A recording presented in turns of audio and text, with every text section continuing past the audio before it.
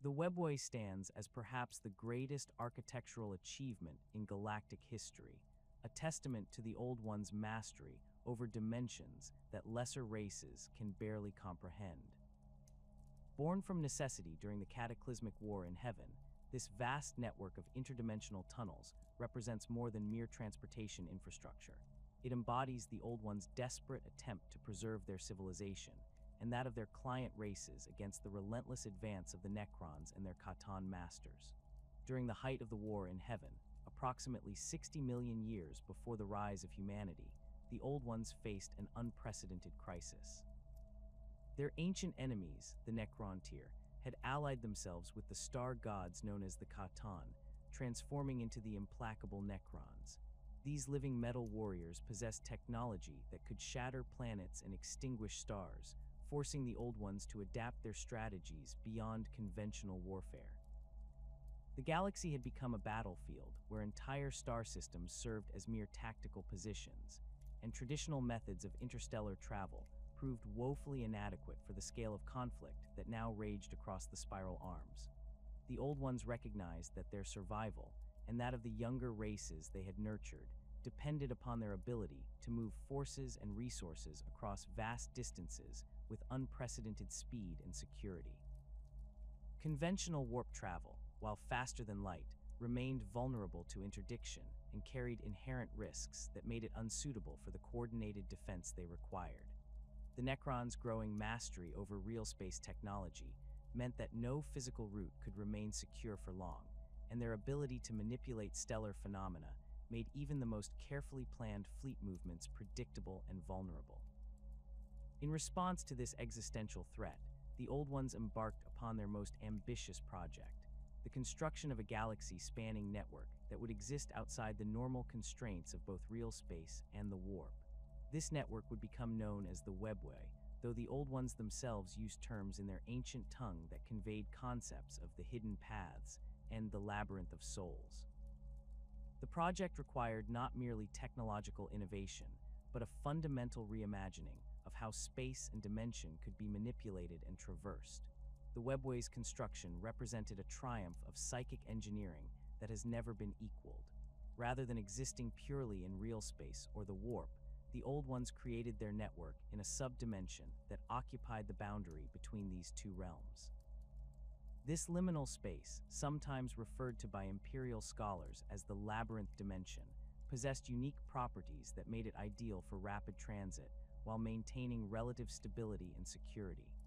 The subdimension existed in a state of controlled isolation, protected from the chaotic energies of the warp by barriers that the Old Ones wove from pure psychic force and exotic matter. The fundamental architecture of the Webway defies easy categorization within conventional Imperial understanding of physics and dimensional theory. Each tunnel within the network exists as a discrete passage carved through the fabric of the subdimension, its walls reinforced and stabilized through methods that combine advanced psychic manipulation with materials that exist partially outside normal spacetime. These passages vary enormously in size and configuration, from narrow conduits barely wide enough for a single individual to vast arterial routes capable of accommodating entire fleets. The largest passages, known to the Eldar as the Great Arteries, stretch for thousands of kilometers in diameter and extend across distances that would require centuries to traverse in real space. The structural integrity of Webway passages depends upon a complex interplay of psychic architecture and specialized construction materials. The Old Ones developed techniques for weaving psychic energy into semi-permanent structures that could maintain their coherence across geological timescales. These psychic frameworks serve as the skeleton upon which the physical components of the tunnels are built, creating a hybrid construction that exists simultaneously in multiple dimensional states. The psychic elements provide stability and resistance to warp intrusion, while the physical components offer protection against real space phenomena and serve as anchor points for the dimensional barriers. Central to Webway construction is the use of wraithbone, a psychoplastic material that responds to psychic manipulation while maintaining structural integrity under extreme conditions. Wraithbone represents one of the Old One's most significant material innovations, a substance that exists in a quantum state between solid matter and psychic energy. When properly shaped and programmed through psychic techniques, Wraithbone can maintain complex three-dimensional structures while adapting to changing dimensional stresses and environmental conditions. The material's unique properties allow it to serve as both structural support and psychic conductor, channeling and focusing the mental energies required to maintain Webway stability.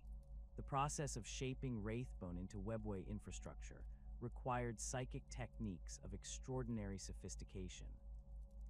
Old One psychers, working in carefully coordinated groups, would project their combined mental energies into raw Wraithbone matrices, gradually molding the material into the required configurations, while simultaneously programming it with the psychic patterns necessary for long-term stability.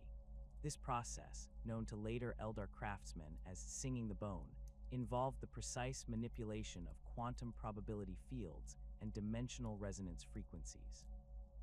The resulting structures possessed an inherent resistance to chaos and entropy, maintaining their integrity through constant microscopic adjustments triggered by embedded psychic programming. The walls of Webway passages consist of multiple layers of Wraithbone construction, each layer serving specific functions within the overall defensive scheme.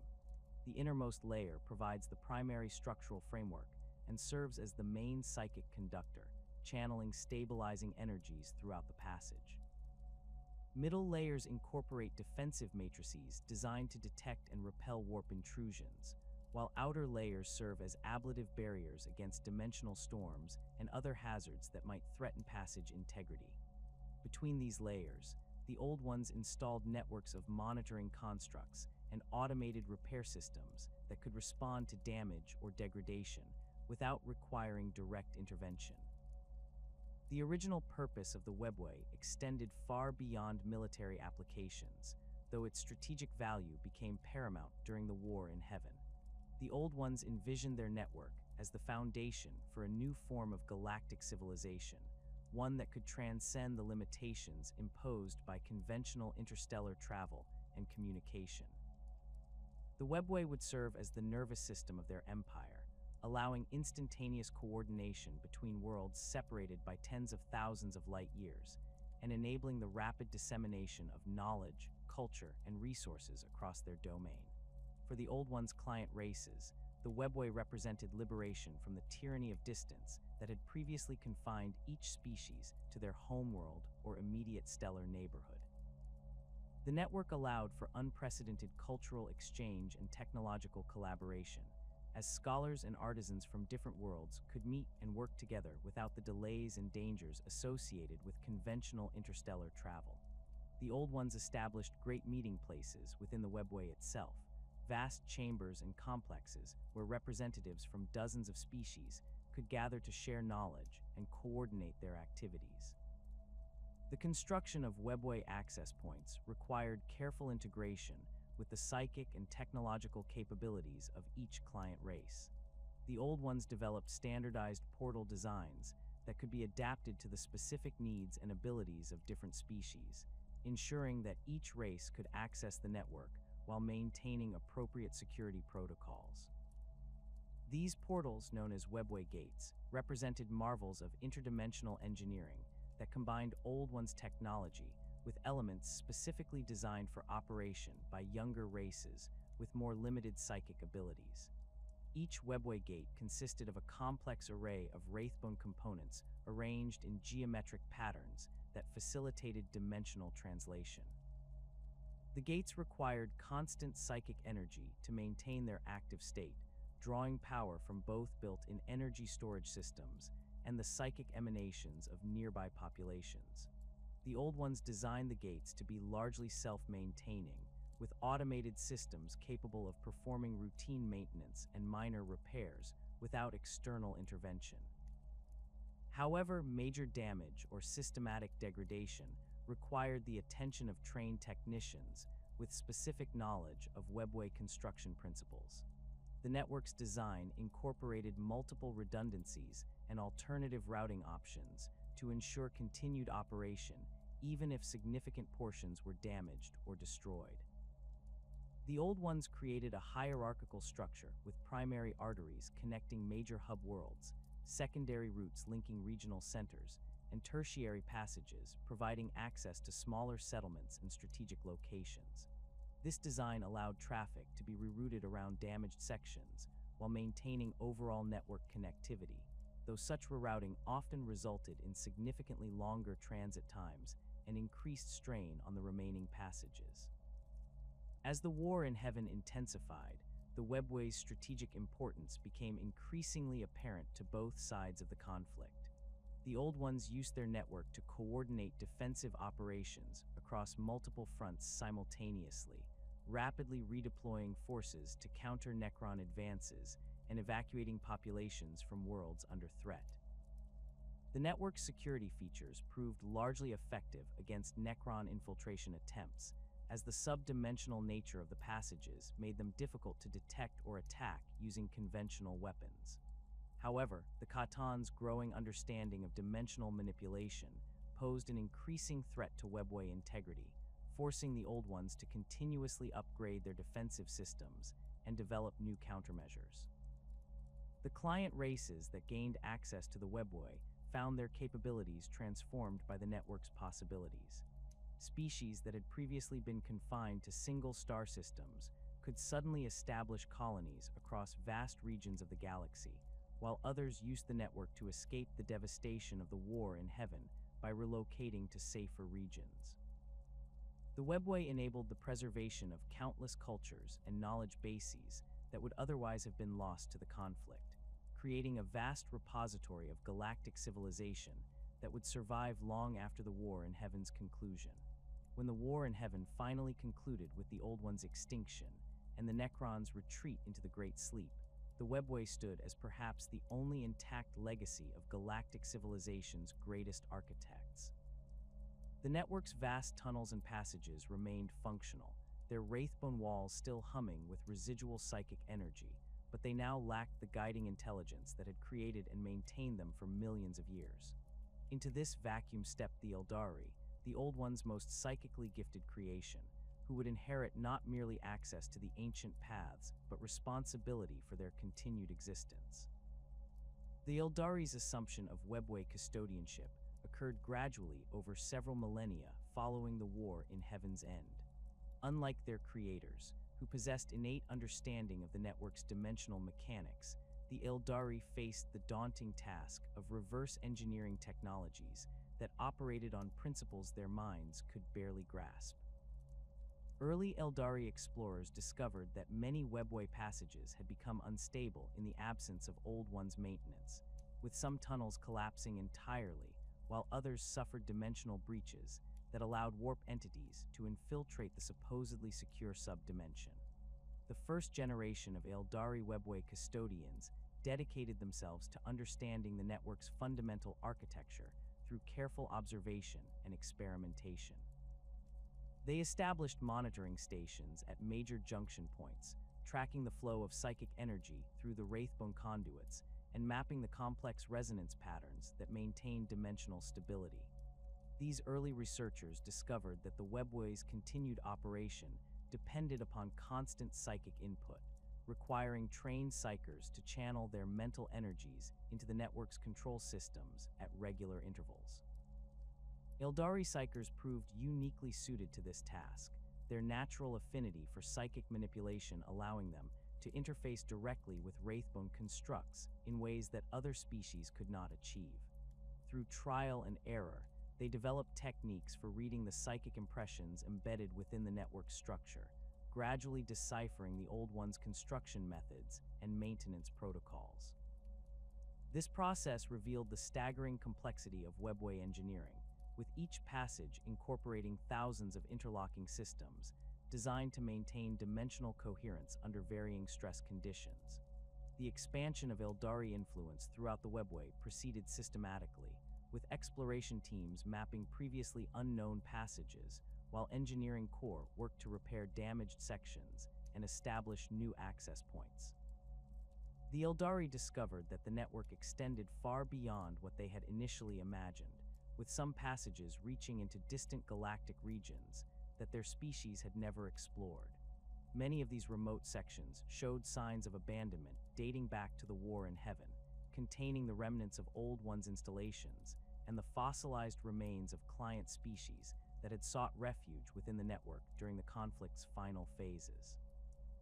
As Aeldari understanding of Webway technology deepened, they began developing their own innovations and improvements to the ancient systems.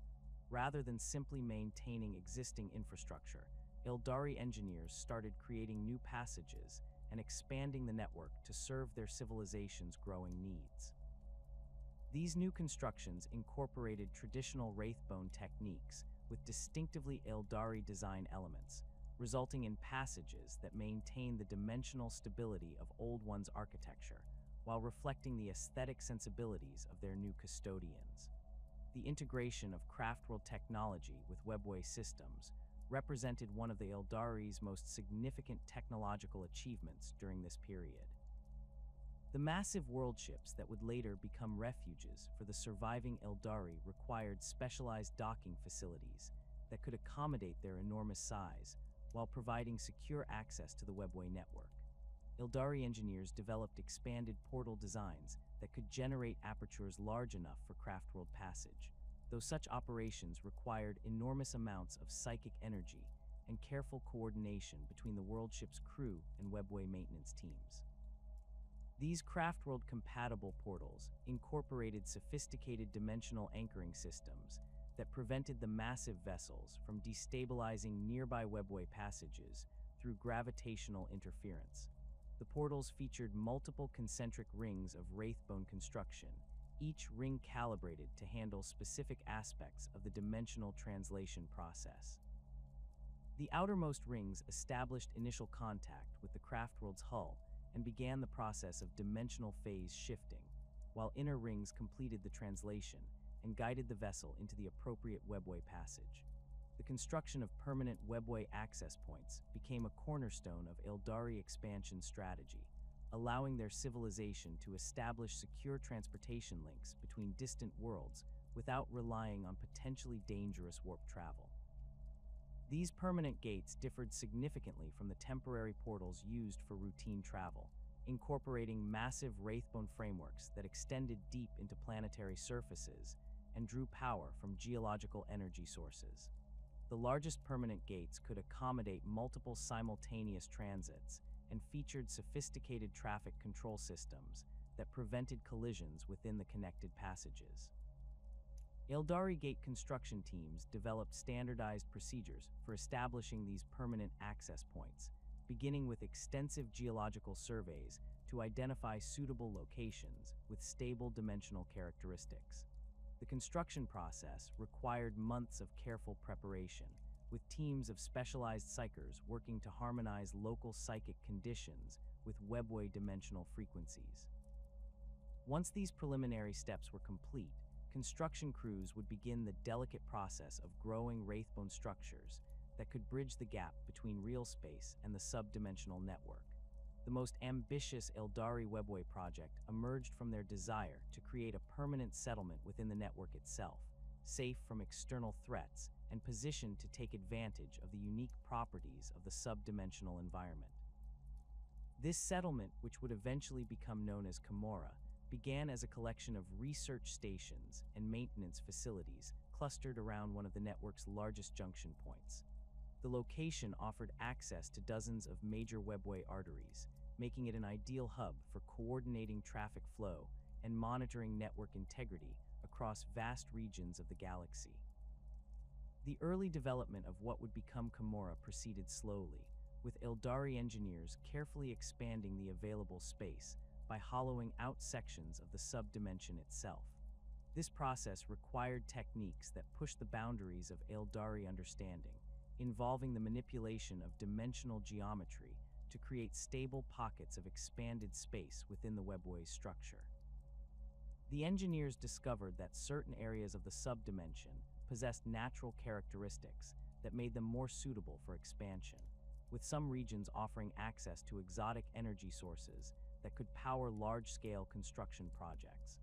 As Camorra grew from a collection of research facilities into a true city, its inhabitants developed increasingly sophisticated methods for manipulating the subdimensional environment to serve their needs. They learned to cultivate specialized varieties of wraithbone that could grow in the unique conditions of the Webway interior, creating living architecture that adapted automatically to changing requirements. These bioarchitectural systems incorporated neural networks that could respond to the inhabitants' needs, adjusting lighting, temperature, and spatial configuration based on usage patterns and environmental conditions. The city's expansion accelerated as more Aeldari recognized the advantages of living within the Webway itself, protected from external threats while maintaining easy access to the broader galaxy through the network's extensive portal system. Comora's population included not only researchers and engineers, but also artists, merchants, and craftsmen who found inspiration in the city's unique environment. The subdimensional setting allowed for architectural experiments that would be impossible in real space, with buildings that existed in multiple dimensional states simultaneously and transportation systems that utilized controlled gravitational anomalies.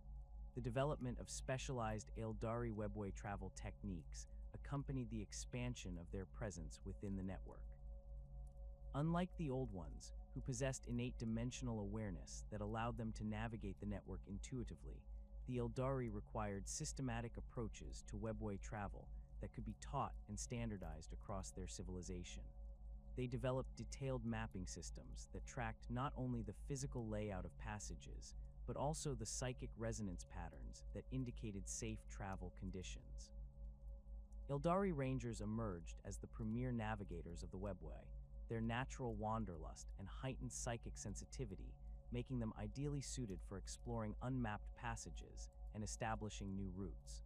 These Rangers underwent extensive training in dimensional theory and psychic navigation techniques, learning to read the subtle signs that indicated passage stability and detect the presence of hazards such as dimensional storms or warp intrusions. Their knowledge proved invaluable for maintaining the network's security and expanding Aeldari access to previously unknown regions. The Rangers developed a complex system of route classification that took into account factors such as passage stability, travel time, capacity limitations, and security risks. Primary routes received regular maintenance and monitoring, with established waypoints and emergency facilities positioned at strategic intervals.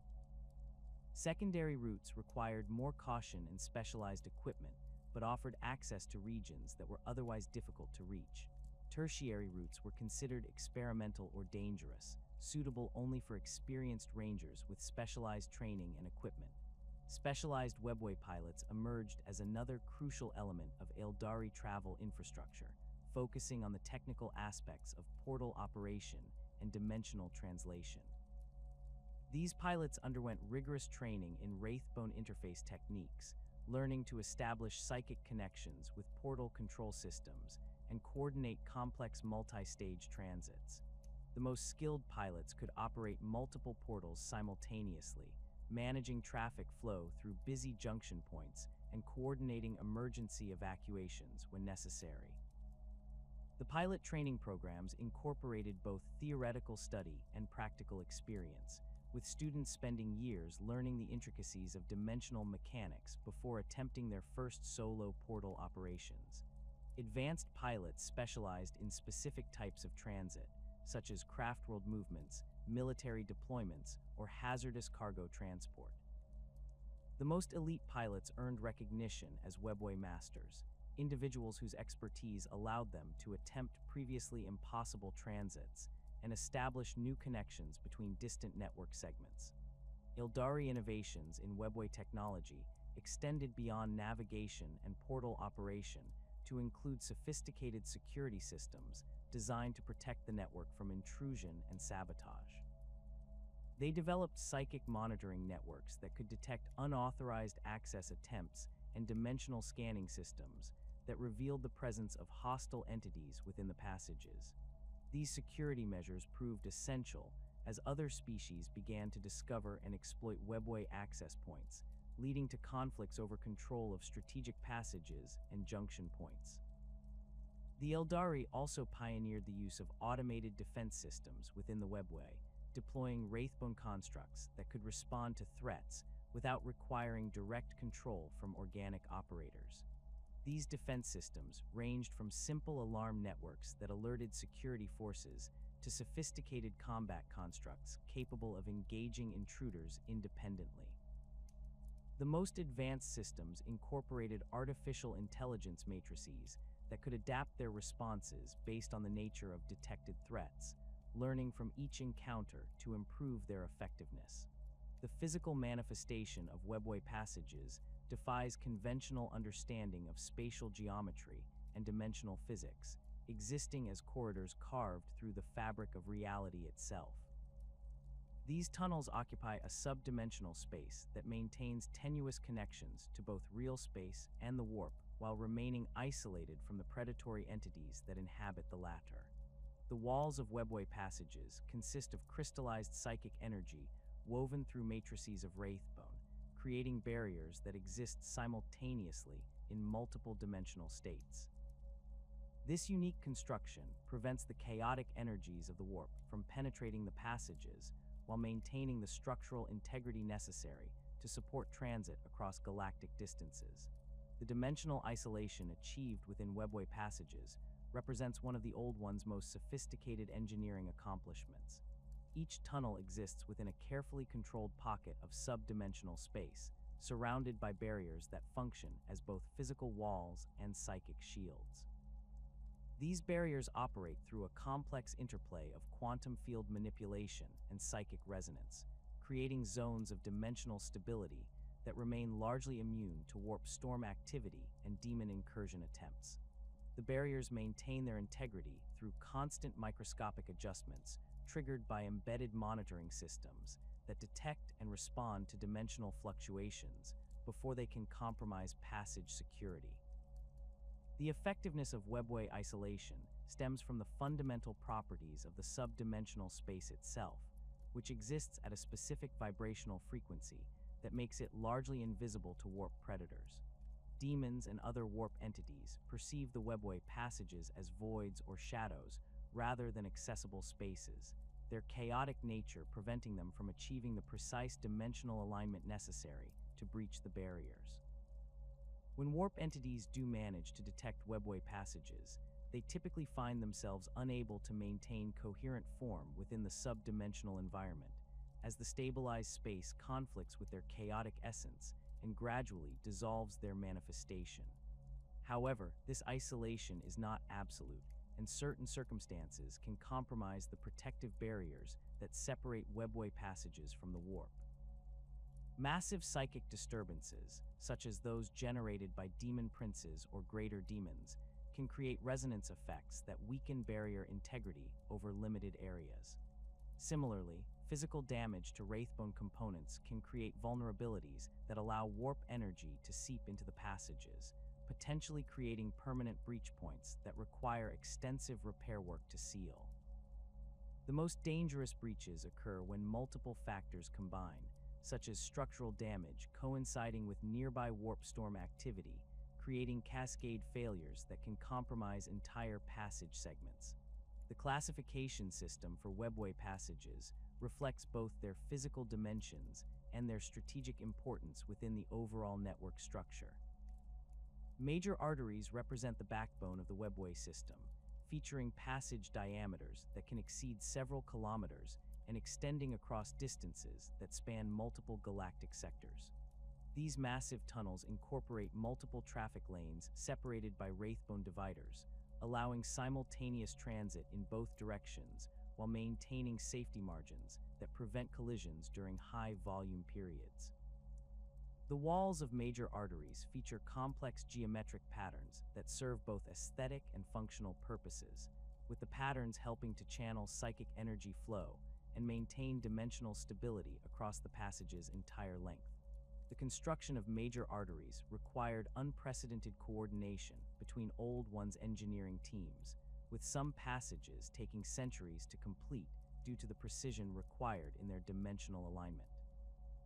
These arteries incorporate sophisticated traffic control systems that monitor transit flow and automatically adjust passage conditions to optimize travel times. The control systems can modify local gravity fields to assist with acceleration and deceleration, adjust atmospheric composition for different species requirements, and even alter the passage's apparent length through controlled dimensional compression techniques. Minor branches within the Webway network serve to connect major arteries with smaller destinations and provide alternative routing options during periods of high traffic or emergency situations.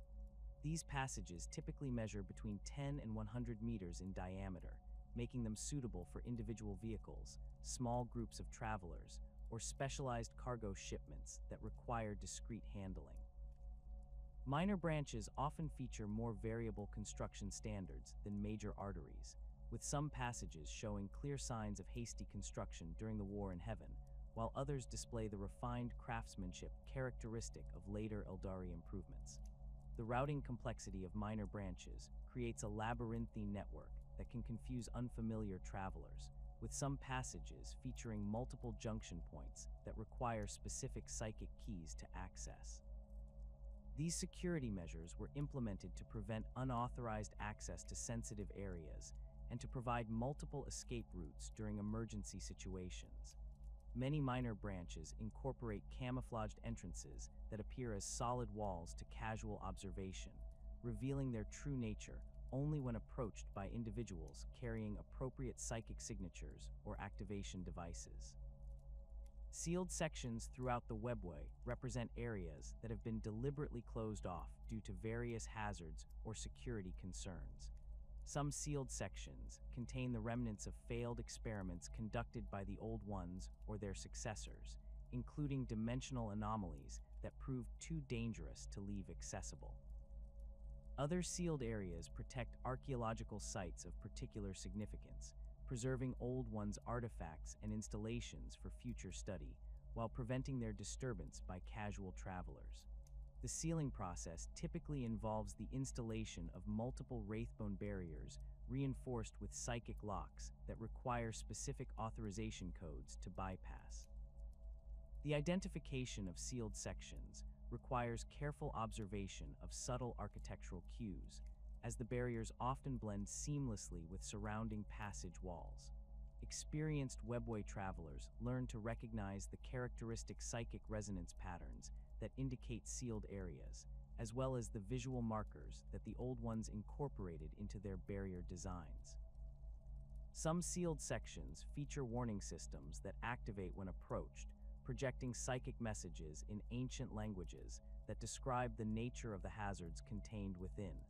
These warnings range from simple danger notifications to complex technical briefings that provide detailed information about specific containment procedures. Ruined pathways represent the most hazardous category of Webway passages, consisting of sections that have suffered significant structural damage or dimensional instability. These areas may result from ancient battle damage, natural dimensional decay, or failed maintenance attempts that created more problems than they solved. Ruined pathways often feature partially collapsed walls, dimensional rifts that create unpredictable spatial distortions, and areas where the protective barriers have been compromised, allowing warp energy to contaminate the subdimensional environment. Navigation through ruined pathways requires extreme caution and specialized equipment, as the unstable conditions can trap unwary travelers in dimensional loops or expose them to direct warp contact. Some ruined sections feature temporal anomalies that cause time to flow at different rates, while others contain spatial distortions that make accurate distance measurement impossible.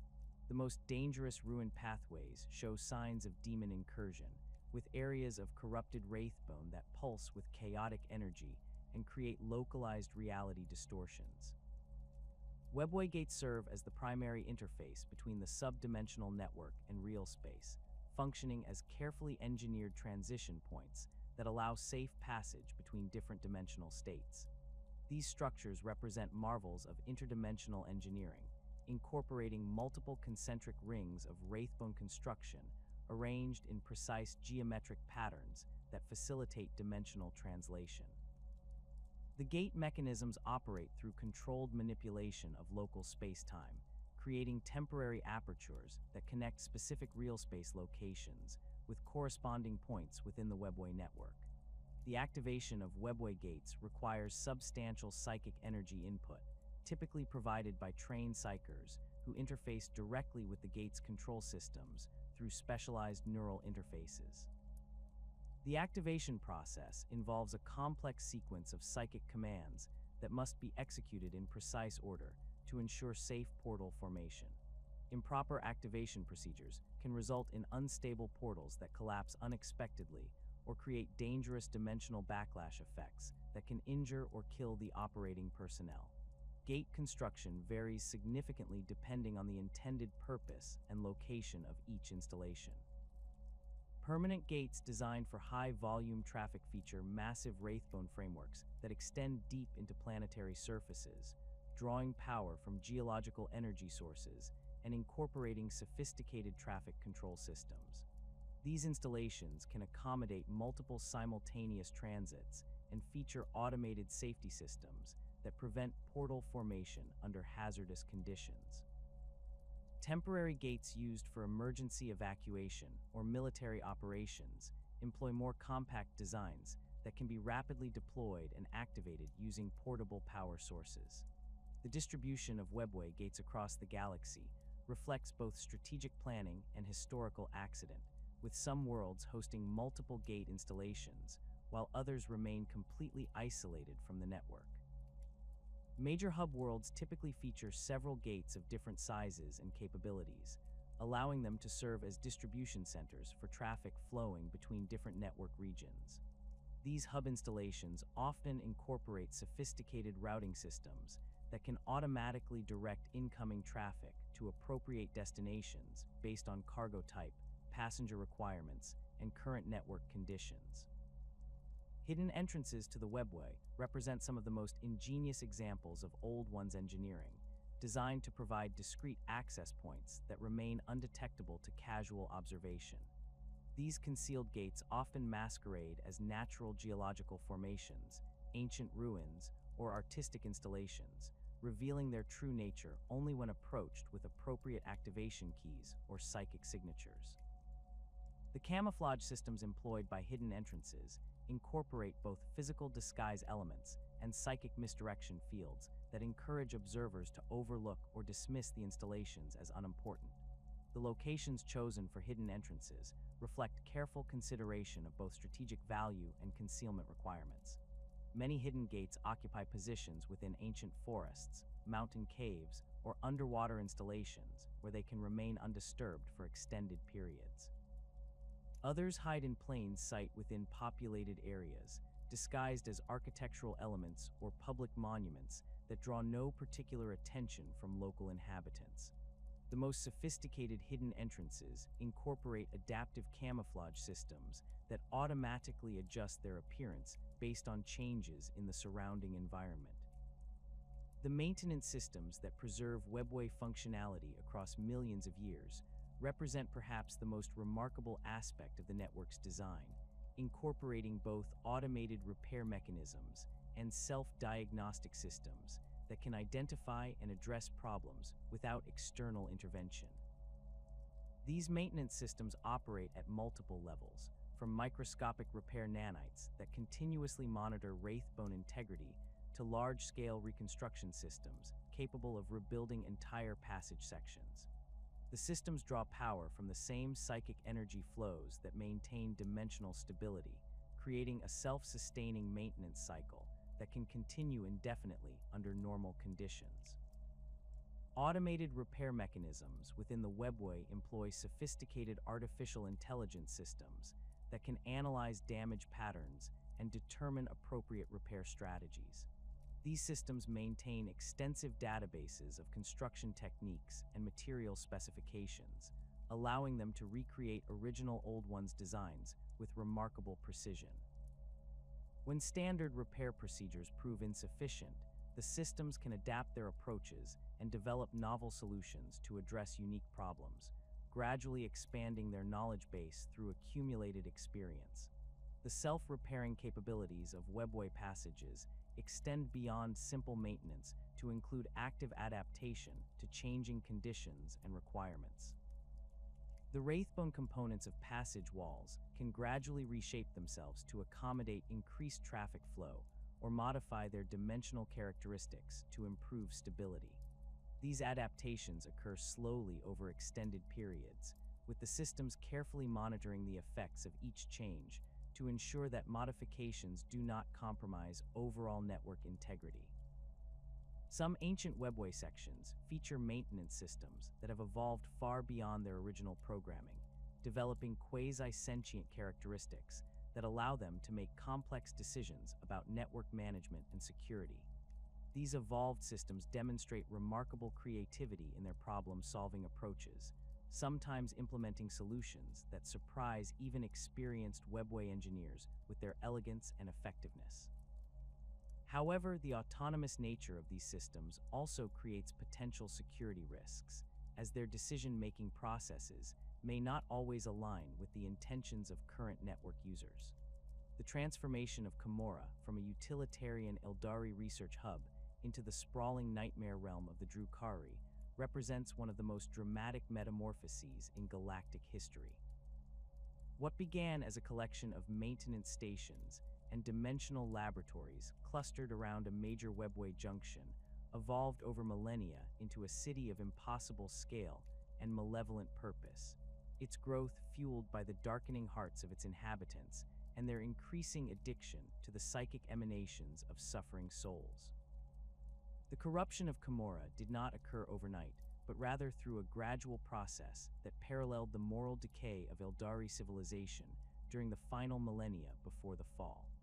As the Aeldari Empire reached the zenith of its power and influence, the inhabitants of the great Webway city found themselves increasingly isolated from the restraints and responsibilities that governed their kin in real space.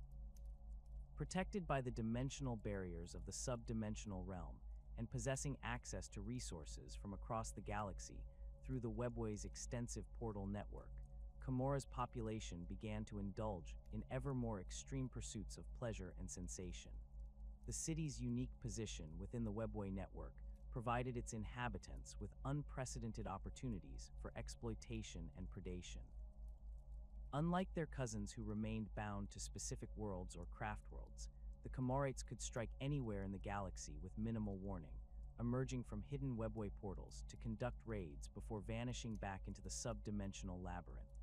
This tactical advantage allowed them to prey upon less advanced civilizations with impunity, gathering slaves, resources, and exotic materials to fuel their increasingly decadent lifestyle.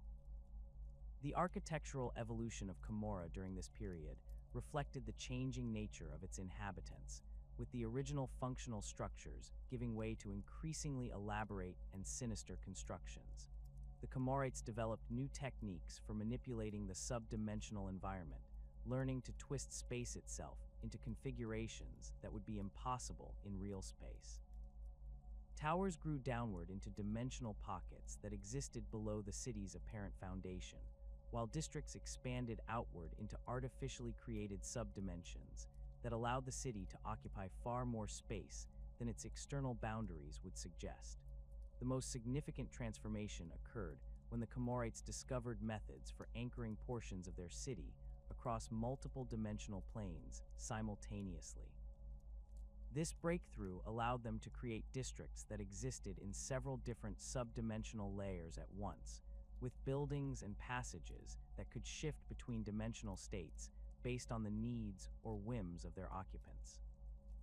These multi-dimensional districts became increasingly complex over time, with some areas featuring dozens of overlapping dimensional layers that created maze-like environments where the laws of physics operated according to the inhabitants' desires rather than natural principles.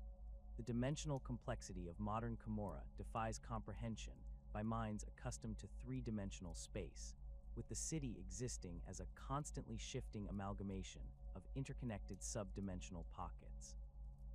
Each major district occupies its own dimensional layer while maintaining connections to adjacent areas through carefully controlled transition zones. The High Camorra, where the most powerful cabals maintain their strongholds, exists in a state of dimensional flux that allows the architecture to reconfigure itself based on political necessities and aesthetic preferences.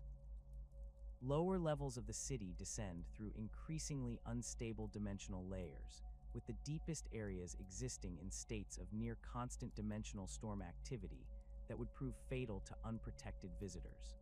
The navigation challenges posed by Comora's multi-dimensional structure require specialized knowledge and equipment that the Drukhari guard jealously. The city's layout changes constantly as districts shift between dimensional layers, and new areas are carved out of the subdimensional substrate. Street patterns that existed yesterday may be completely reconfigured today, with familiar landmarks relocated to entirely different dimensional planes. Only the most experienced Comorate navigators can reliably traverse the city's full extent, and even they must constantly update their knowledge as the urban landscape continues its relentless evolution. The emergence of the Cabal system as Comora's dominant political structure occurred gradually as the city's population organized itself around the most successful raiding leaders and their followers. The earliest Cabals formed around charismatic individuals who possessed both the military skills necessary for successful raids and the political acumen required to maintain control over their territories within the ever-shifting cityscape. These proto-Cabals began as loose associations of like-minded raiders, but gradually evolved into sophisticated criminal organizations with complex hierarchies, territorial boundaries, and elaborate codes of conduct that governed their interactions with rivals. The territorial divisions within Comora reflect both the city's dimensional complexity and the political realities of Cabal competition.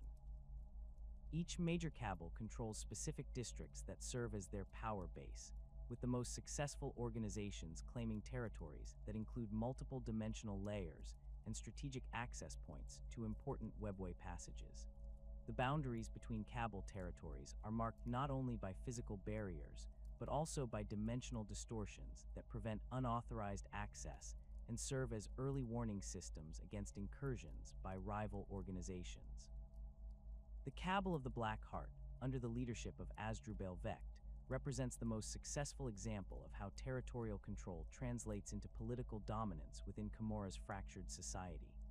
Vecht's organization controls vast swathes of the city's most valuable real estate, including major slave markets, weapon manufacturing facilities, and crucial Webway access points that allow them to regulate traffic flow throughout significant portions of the network. This territorial dominance provides the Black Heart with enormous economic advantages that they leverage to maintain their position atop Comora's political hierarchy. The control of Webway access points represents perhaps the most crucial aspect of Cabal power projection, as these strategic locations determine which organizations can conduct raids in specific galactic regions and control the flow of slaves, resources, and information into the city. The most powerful Cabals maintain exclusive access to networks of hidden portals that allow them to strike targets across the galaxy while preventing their rivals from accessing the same hunting grounds. These portal networks are closely guarded secrets, with the locations and activation codes known only to the highest-ranking members of each organization. The establishment of new Webway access points requires enormous resources and technical expertise that only the largest Cabals can afford to maintain. The process involves identifying suitable locations in real space that meet specific dimensional criteria, then conducting extensive surveys to ensure that portal construction will not destabilize existing Webway passages.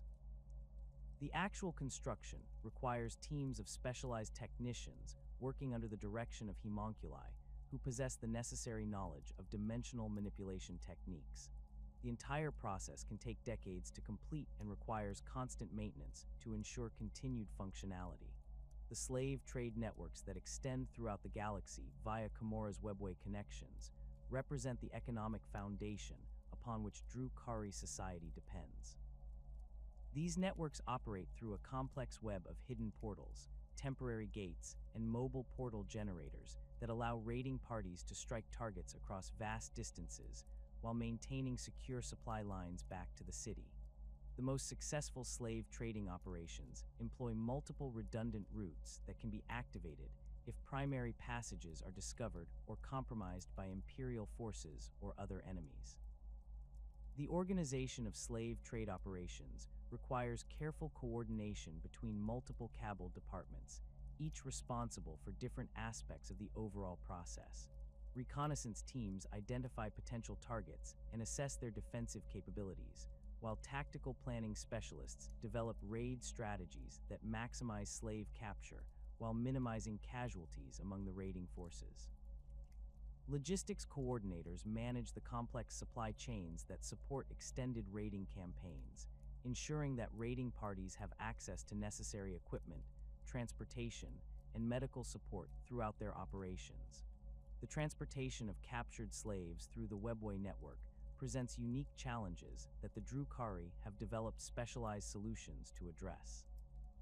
Standard Webway passages were not designed to accommodate the large-scale movement of unwilling passengers, requiring modifications to existing infrastructure and the development of specialized transport vessels. These slave transports feature holding areas designed to prevent escape attempts while maintaining the psychological pressure that generates the psychic emanations the Drukhari require for sustenance. The processing facilities within Camorra represent the culmination of millennia of refinement in the systematic exploitation of suffering. These installations feature multiple specialized areas designed for different aspects of slave processing, from initial sorting and evaluation to long-term storage and eventual disposition. The largest facilities can process thousands of captives simultaneously, with automated systems that sort prisoners based on species, age, physical condition, and psychological profile to determine their optimal utilization within Drukhari society. The slave markets of Camorra operate as both commercial enterprises and social gathering places where members of different cabals can conduct business while displaying their wealth and power. The largest markets feature elaborate auction facilities where particularly valuable or exotic slaves are sold to the highest bidders, with the proceedings serving as much as entertainment as commerce. These events attract representatives from across Camorra's political spectrum, providing opportunities for networking, intelligence gathering, and the subtle political maneuvering that characterizes Drukhari society. The raiding routes that connect Camorra to targets throughout the galaxy represent the arteries through which the city's economy flows, with each major cabal maintaining networks of preferred hunting grounds that they exploit systematically over extended periods. These routes are carefully planned to minimize detection while maximizing the efficiency of slave gathering operations, with staging areas positioned at strategic intervals to allow raiding parties to resupply and reorganize between strikes. The most successful routes incorporate multiple alternative pathways that can be activated if primary routes are compromised or blocked by enemy action. The development of new raiding routes requires extensive intelligence gathering and reconnaissance operations that can take years to complete. Advanced teams must identify suitable Webway access points near target populations while conducting detailed surveys of local defensive capabilities and response times. This information is used to develop comprehensive raid plans that account for variables such as planetary geography, population density, military presence, and potential escape routes for captured slaves. The maintenance of existing raiding routes demands constant attention and resources, as the Drukhari must continually adapt to changing conditions in their hunting grounds. Imperial defensive improvements, the emergence of new threats, and the activities of rival cabals all require adjustments to established operational procedures. The most successful cabals employ dedicated intelligence services that monitor conditions throughout their operational areas and provide early warning of potential threats or opportunities. The Great Crusade's expansion across the galaxy during the late 30th and early 31st millennia brought Imperial forces into contact with technologies and phenomena that challenged their understanding of reality itself. Among the most perplexing discoveries were the abandoned structures and dormant mechanisms that Imperial survey teams encountered on dozens of worlds, installations that seemed to defy conventional physics and displayed architectural principles that bore no resemblance to any known human construction techniques. These enigmatic ruins, characterized by their distinctive crystalline materials and impossible geometries, would later be identified as Webway access points, though their true nature remained hidden from Imperial forces for centuries. The first documented encounter with Webway technology occurred during the conquest of Kythera Prime in 798.3 M, when elements of the 7th Legion discovered a massive underground complex beneath the planet's primary hive city. The structure consisted of concentric rings of translucent material that pulsed with faint internal light, arranged in patterns that seemed to shift and change when observed directly. Initial reconnaissance teams reported severe disorientation when attempting to map the facility, with survey equipment malfunctioning and personnel experiencing temporal displacement effects that left some individuals convinced they had spent days within the structure, while their chronometers indicated only minutes had passed. The Mechanicum adepts assigned to analyze the Kythera discovery approached the alien technology with characteristic methodical precision, establishing containment protocols and deploying specialized scanning equipment designed to penetrate the structure's unusual properties.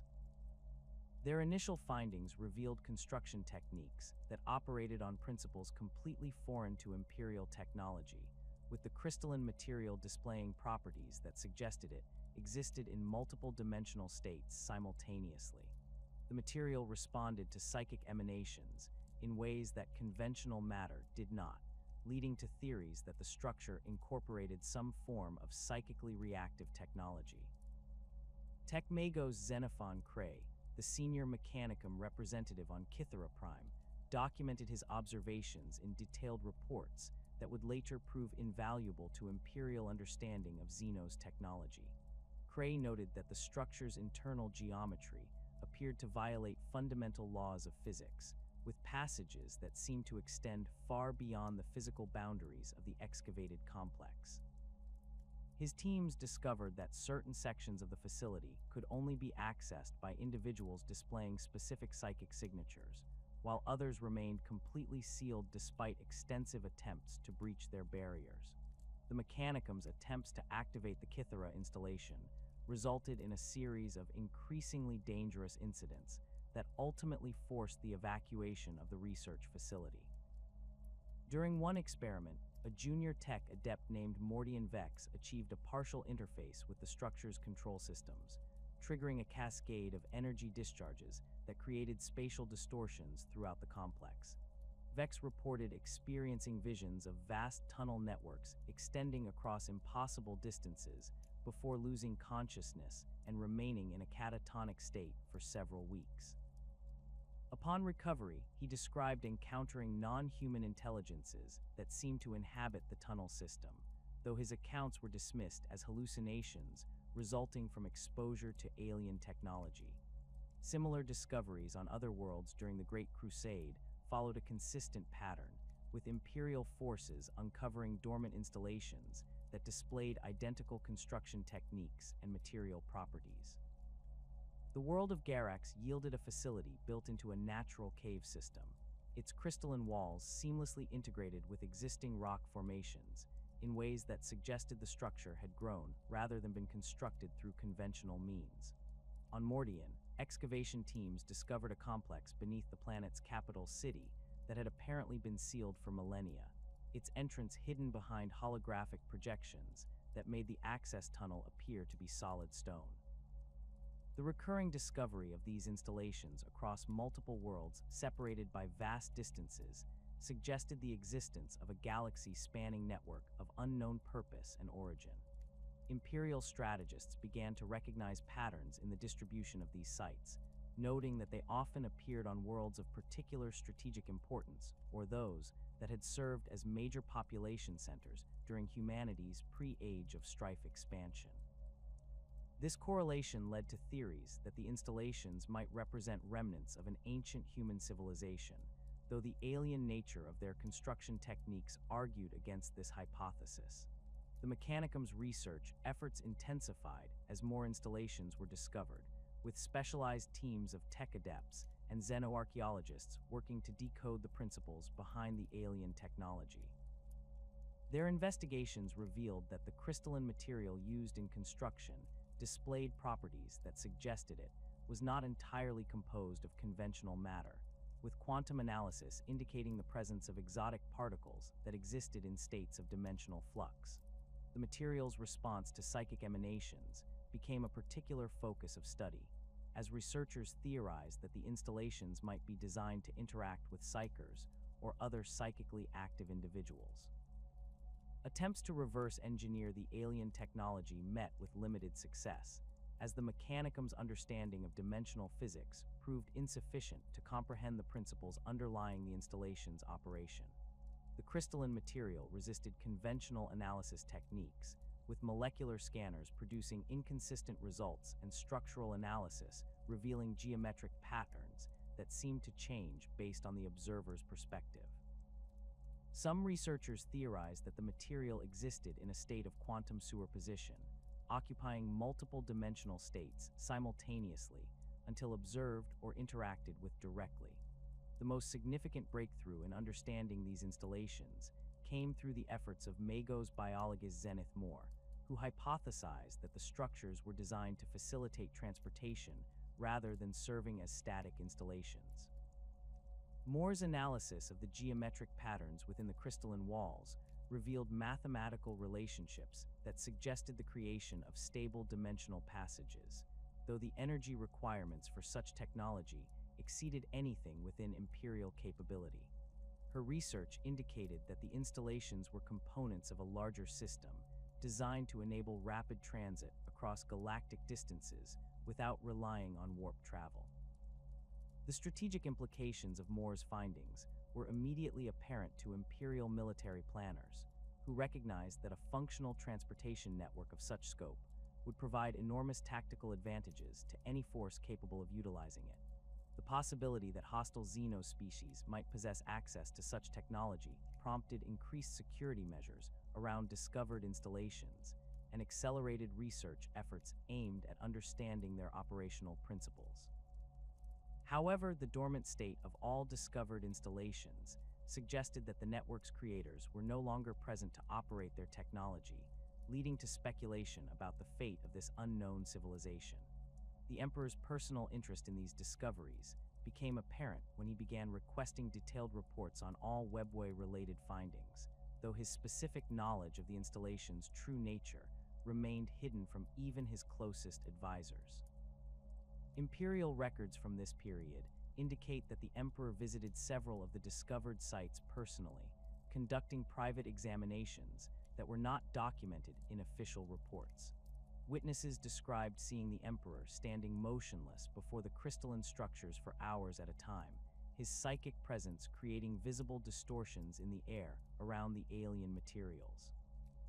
The first active encounter with Webway technology occurred during the compliance of Ulanor, when Aeldari forces materialized without warning in the midst of an Imperial advance, striking with precision that suggested detailed knowledge of Imperial troop dispositions and tactical plans. The Xenos warriors emerged from what appeared to be empty air, their sleek vehicles and graceful forms creating stark contrast with the brutal efficiency of their assault. Imperial forces found themselves facing enemies who could appear and disappear at will, striking key targets before vanishing back into dimensional rifts that closed behind them with barely a whisper. The tactical advantages displayed by the Aeldari during these encounters demonstrated capabilities that exceeded anything in the Imperial arsenal, with Xenos forces able to coordinate attacks across multiple fronts simultaneously while maintaining perfect communication and supply lines. Imperial commanders struggled to develop effective countermeasures against enemies who could bypass defensive positions entirely, appearing behind fortified lines to strike at command posts and supply depots before disappearing when Imperial reinforcements arrived. The Aeldari's ability to choose the time and place of every engagement gave them decisive advantages that traditional Imperial tactics could not overcome. Captain Thane Corvanis of the Imperial Fists documented one of the most detailed accounts of Aeldari Webway tactics during the siege of Fortress Kala on Ulanor. Corvanis observed Aeldari forces emerging from what he described as tiers in reality itself, with warriors and vehicles materializing from dimensional portals that appeared as shimmering distortions in the air. The Xenos forces struck with surgical precision, targeting specific defensive positions while avoiding areas where Imperial forces were prepared for assault. When Imperial counterattacks were launched, the Aeldari simply withdrew through their portals, leaving no trace of their presence except the destruction they had caused. The psychological impact of these encounters on Imperial forces proved as significant as their tactical implications, with many soldiers reporting feelings of helplessness when facing enemies who could strike from any direction without warning. Traditional defensive strategies became meaningless when the enemy could bypass fortifications entirely, while offensive operations proved futile against foes who could withdraw from any engagement at will. The Aeldari's apparent mastery over space and time created an aura of supernatural dread that affected even veteran space marines, leading to reports of decreased morale and combat effectiveness in units that had faced Xenos portal attacks. Imperial attempts to predict and counter Aeldari portal tactics met with limited success, as the Xenos forces displayed remarkable adaptability in their operational methods. Intelligence analysts noted that Aeldari forces never used the same portal locations twice, suggesting either an extensive network of access points or the ability to create new portals at will. Efforts to establish surveillance networks around suspected portal sites proved ineffective, as the Aeldari seemed capable of detecting Imperial monitoring equipment and adjusting their operations accordingly. The Battle of Cathurian Fields provided Imperial forces with their first opportunity to observe large-scale Aeldari portal operations, as Xenos forces deployed entire armies through dimensional gateways that appeared across the battlefield simultaneously. The engagement began when Aeldari forces materialized at dozens of locations across a front that stretched for hundreds of kilometers, with each portal disgorging vehicles and warriors in perfect coordination, with attacks occurring at distant locations. Imperial forces found themselves fighting multiple separate battles that were somehow coordinated as a single engagement, with Aeldari commanders able to shift resources between fronts instantaneously based on tactical requirements. The scale of the portal operations at Cathurian Fields suggested that the Aeldari possessed transportation capabilities that dwarfed anything within Imperial understanding, with the Xenos forces demonstrating the ability to move entire armies across galactic distances in moments. Imperial observers noted that the Aeldari portals varied significantly in size and configuration, from small apertures that allowed individual warriors to pass through to massive gateways capable of accommodating heavy vehicles and artillery pieces. The largest portals remained active for extended periods, allowing continuous reinforcement of Aeldari positions, while smaller portals flickered in and out of existence as needed for tactical maneuvering. The technological analysis of Aeldari portal operations proved challenging for Imperial forces, as the Xenos technology left few traces that could be studied after the portals closed. Mechanicum adepts deployed specialized scanning equipment during several engagements, attempting to record data about the dimensional distortions created by Aeldari portals.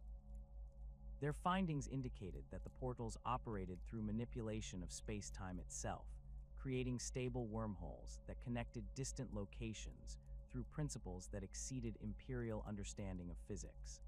The strategic implications of Aeldari portal technology became increasingly apparent as Imperial forces encountered similar tactics across multiple theaters of the Great Crusade. Reports from distant sectors described identical operational patterns, with Aeldari forces demonstrating the same ability to appear and disappear at will regardless of their location within the galaxy. This consistency suggested that the Xenos possessed a transportation network of unprecedented scope, allowing them to coordinate operations across vast distances and respond to threats anywhere within their sphere of influence. The Emperor's growing awareness of the Webway's strategic importance manifested in subtle changes to Imperial operational doctrine and resource allocation during the later stages of the Great Crusade. Increased emphasis was placed on securing worlds that contained dormant installations, with specialized teams of tech adepts assigned to study these sites under enhanced security protocols. The Emperor began conducting private meetings with senior Mechanicum adepts who had studied the alien technology, though the contents of these discussions remained classified at the highest levels of Imperial security. Intelligence reports from this period indicate that the Emperor initiated several covert research projects focused on understanding and potentially replicating Aeldari portal technology. These projects operated under extreme secrecy, with participants sworn to silence through psychic compulsions that prevented them from discussing their work with unauthorized personnel. The research teams included some of the Mechanicum's most brilliant minds, working alongside psychers and other specialists whose expertise might prove relevant to understanding dimensional manipulation techniques. The discovery of active Webway installations beneath Terra's surface provided the Emperor with the opportunity he had been preparing for across millennia of careful planning and patient accumulation of knowledge.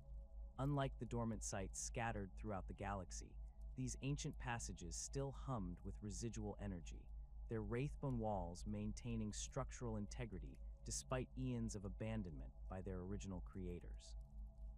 The Emperor's psychic senses could perceive the vast network extending beyond Terra's boundaries, a galaxy-spanning transportation system that offered humanity the possibility of transcending the limitations and dangers inherent in warp travel.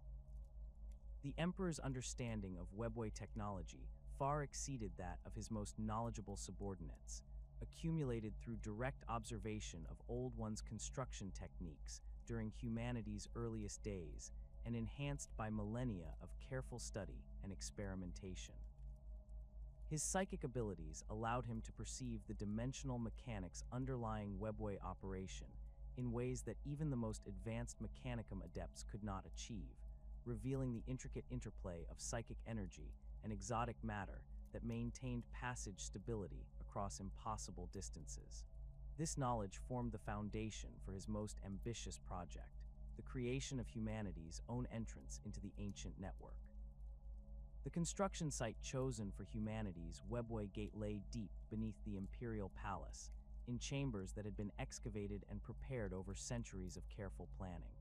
The location offered several crucial advantages, including proximity to Terra's most powerful psychic resonance points and access to the planet's existing Webway infrastructure through connections that had remained hidden since the dark age of technology. The excavation itself required techniques that pushed the boundaries of Imperial engineering capability, with specialized equipment designed to work within the unique dimensional conditions that surrounded active Webway passages.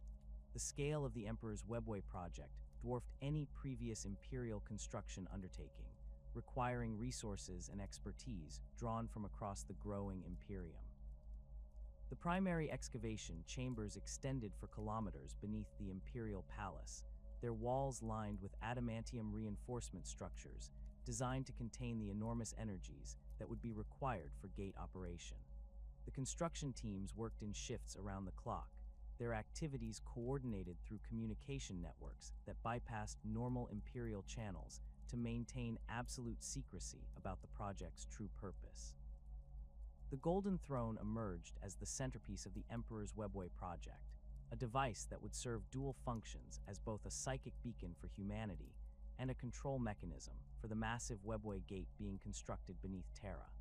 The throne's design incorporated technologies that existed at the very limits of human understanding, combining advanced psychic amplification systems with dimensional manipulation devices that could interface directly with Webway control networks. The construction required materials and components sourced from across the galaxy, including rare minerals that existed only in specific stellar conditions and psychically reactive substances that had to be harvested from warp-touched worlds. The psychic amplification systems built into the Golden Throne operated on principles that the Emperor had developed through millennia of experimentation with human psychic potential. These systems could channel and focus psychic energy with unprecedented precision, allowing a single powerful psyker to generate the enormous amounts of mental force required to maintain stable Webway connections across galactic distances. The amplification effect was achieved through a complex arrangement of psychically conductive crystals and neural interface systems that created direct connections between the operator's mind and the throne's control mechanisms. The dimensional interface components of the Golden Throne represented the most advanced human technology ever created, incorporating design principles that the Emperor had derived from his study of Old One's construction techniques. These systems could manipulate local space-time conditions to create stable dimensional apertures, generating the carefully controlled distortions necessary for safe passage between real space and the Webway's sub-dimensional environment. The interface systems required constant psychic input to maintain their operational parameters, with any interruption in mental control potentially resulting in catastrophic dimensional collapse. The Adeptus Mechanicus involvement in the Emperor's Webway project occurred through carefully compartmentalized assignments that prevented any single individual from understanding the full scope of the undertaking. The most senior tech adepts received direct briefings from the Emperor himself, their minds touched by his psychic presence to ensure both their cooperation and their silence about the project's true nature. These individuals coordinated the work of thousands of lesser adepts and servitors, managing construction schedules and resource allocation, while maintaining the security protocols that kept the project hidden from potential enemies. Fabricator General Kelber Hal served as the primary Mechanicus liaison for the project, his advanced understanding of dimensional physics making him invaluable for the technical challenges involved in Webway gate construction. Kelber Hal's teams developed specialized manufacturing techniques for producing the exotic components required by the Golden Throne, including psychically reactive materials that had to be forged under specific astronomical conditions. The Fabricator General's personal workshops beneath Mars became secondary construction sites for the project, producing components that were then transported to Terra through secure channels that bypassed normal Imperial logistics networks. The secrecy surrounding the project extended to every level of Imperial hierarchy, with even the Primarchs remaining unaware of their father's true intentions for the Golden Throne and its associated infrastructure. Official records described the construction as a new type of psychic beacon designed to guide Imperial forces through the warp, a cover story that provided plausible explanations for the enormous resources being devoted to the project. The Emperor's personal oversight of construction activities reinforced this deception, as his presence at the work sites could be attributed to his interest in any technology that might enhance Imperial military capabilities. The construction teams working on the project underwent extensive psychic conditioning to prevent unauthorized disclosure of sensitive information, their memories altered to remove specific details about the technologies they were installing. This conditioning was applied selectively, allowing workers to retain the knowledge necessary for their assigned tasks while blocking access to information that might reveal the project's true purpose. The most sensitive work was performed by specially selected individuals whose loyalty had been tested through years of service and whose psychic signatures had been analyzed to ensure their resistance to mental intrusion. The technical challenges involved in creating humanity's Webway Gate required solutions that pushed Imperial technology to its absolute limits. The gate mechanism itself consisted of multiple concentric rings of psychically conductive materials arranged in geometric patterns that replicated the dimensional resonance frequencies used in Old One's construction. Each ring served specific functions within the overall gate system, with inner rings handling the primary dimensional translation processes, while outer rings provided stabilization and containment for the enormous energies involved in portal operation. The power requirements for the Webway Gate exceeded anything in Imperial experience, necessitating the construction of specialized energy generation systems that could provide the constant flow of power needed for dimensional manipulation. These systems drew energy from multiple sources, including geothermal taps that reached deep into Terra's core and psychic collection, arrays that harvested ambient mental energy from the planet's massive population. The energy distribution networks required their own separate infrastructure, with heavily shielded conduits that could handle power flows capable of destroying entire city blocks if they malfunctioned. The Emperor's vision for humanity's future centered on the liberation of human civilization from its dependence on warp travel and the constant threat of chaos corruption that such travel entailed. The Webway offered an alternative that would allow humanity to expand across the galaxy without exposing themselves to the predatory entities that inhabited the Immaterium, creating a transportation network that operated entirely within the material universe's dimensional boundaries. This vision encompassed not merely military and commercial advantages, but a fundamental transformation of human society that would eliminate one of Chaos's primary vectors for corruption. The strategic implications of Webway access extended far beyond simple transportation benefits, offering humanity the possibility of coordinating activities across galactic distances with unprecedented speed and security. Imperial forces equipped with Webway access could respond to threats anywhere within the network's reach within hours rather than the months or years required for conventional warp travel. This capability would allow the Imperium to maintain effective control over its vast territories while eliminating the communication delays that had historically limited Imperial coordination and response capabilities. The Emperor's understanding of chaos corruption patterns had revealed the critical role that warp travel played in exposing human populations to demonic influence and psychic contamination. Every journey through the Immaterium created opportunities for chaos entities to establish footholds within Imperial territory, with navigator houses and astropath networks serving as particularly vulnerable points of entry.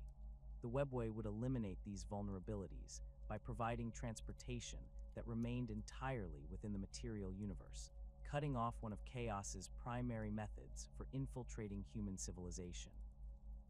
The long-term implications of the Emperor's Webway project encompassed the eventual evolution of humanity into a species capable of existing independently of warp-based technologies. The Emperor envisioned human colonies established throughout the Webway network itself, protected populations that could serve as seed stocks for humanity's continued expansion while remaining immune to chaos corruption.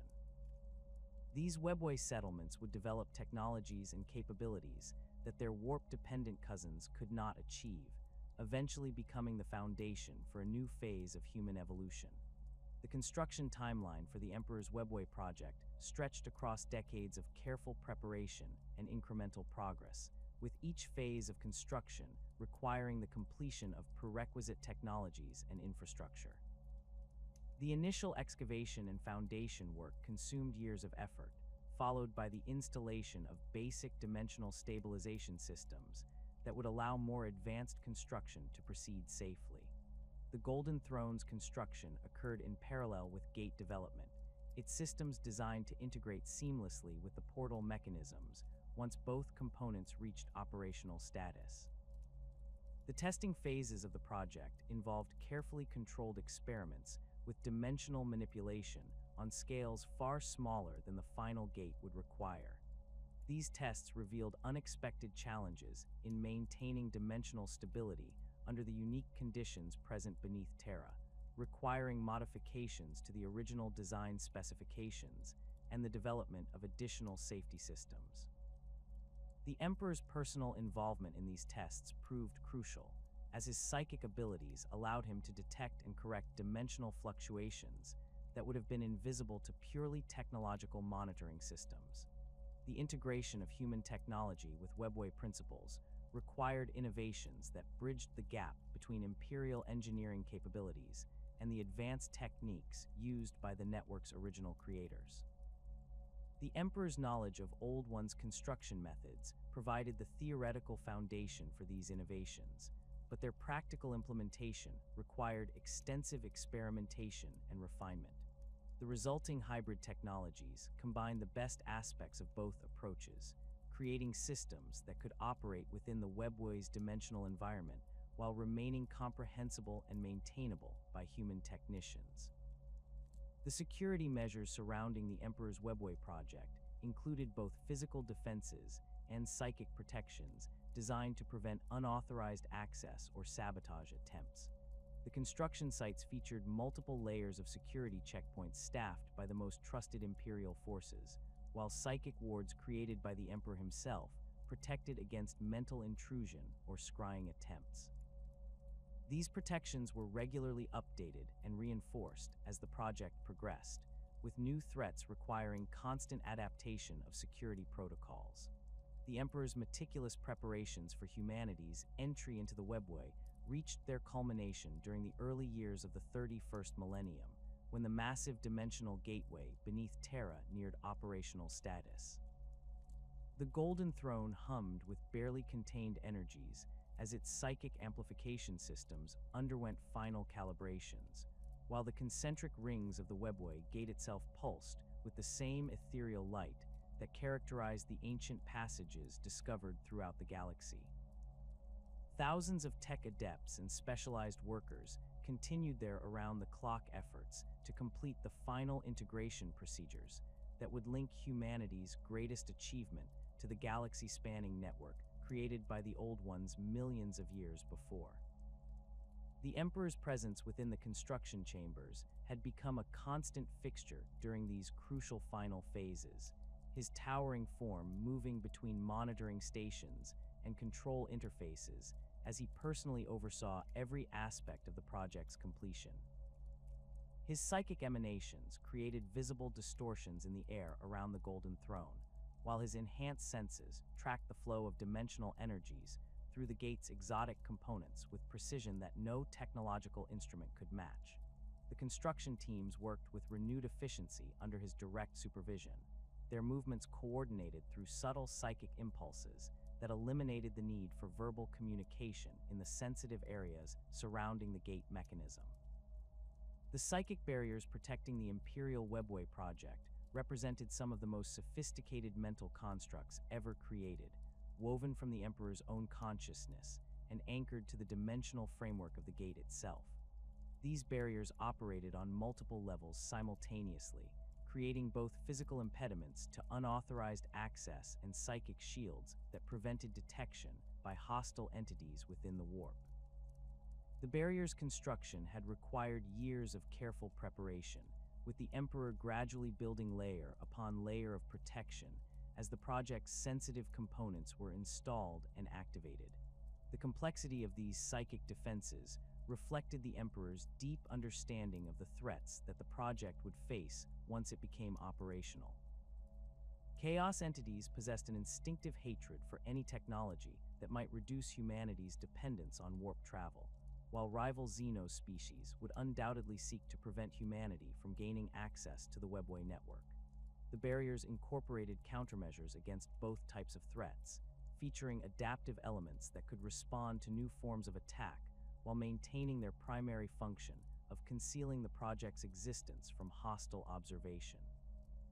The dimensional resonance patterns created by the Emperor's psychic barriers interfaced seamlessly with the Webway's own protective systems, creating a hybrid defense network that combined human psychic techniques with Old One's engineering principles.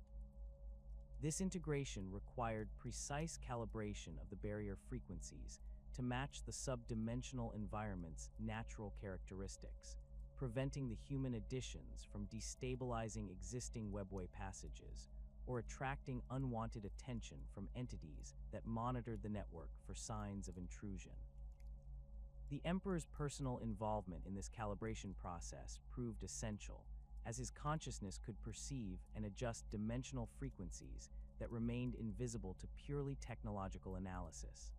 The gate's activation procedures required the Emperor to establish direct psychic contact with the Webway's control systems, linking his consciousness to networks that had remained dormant since the Old One's extinction.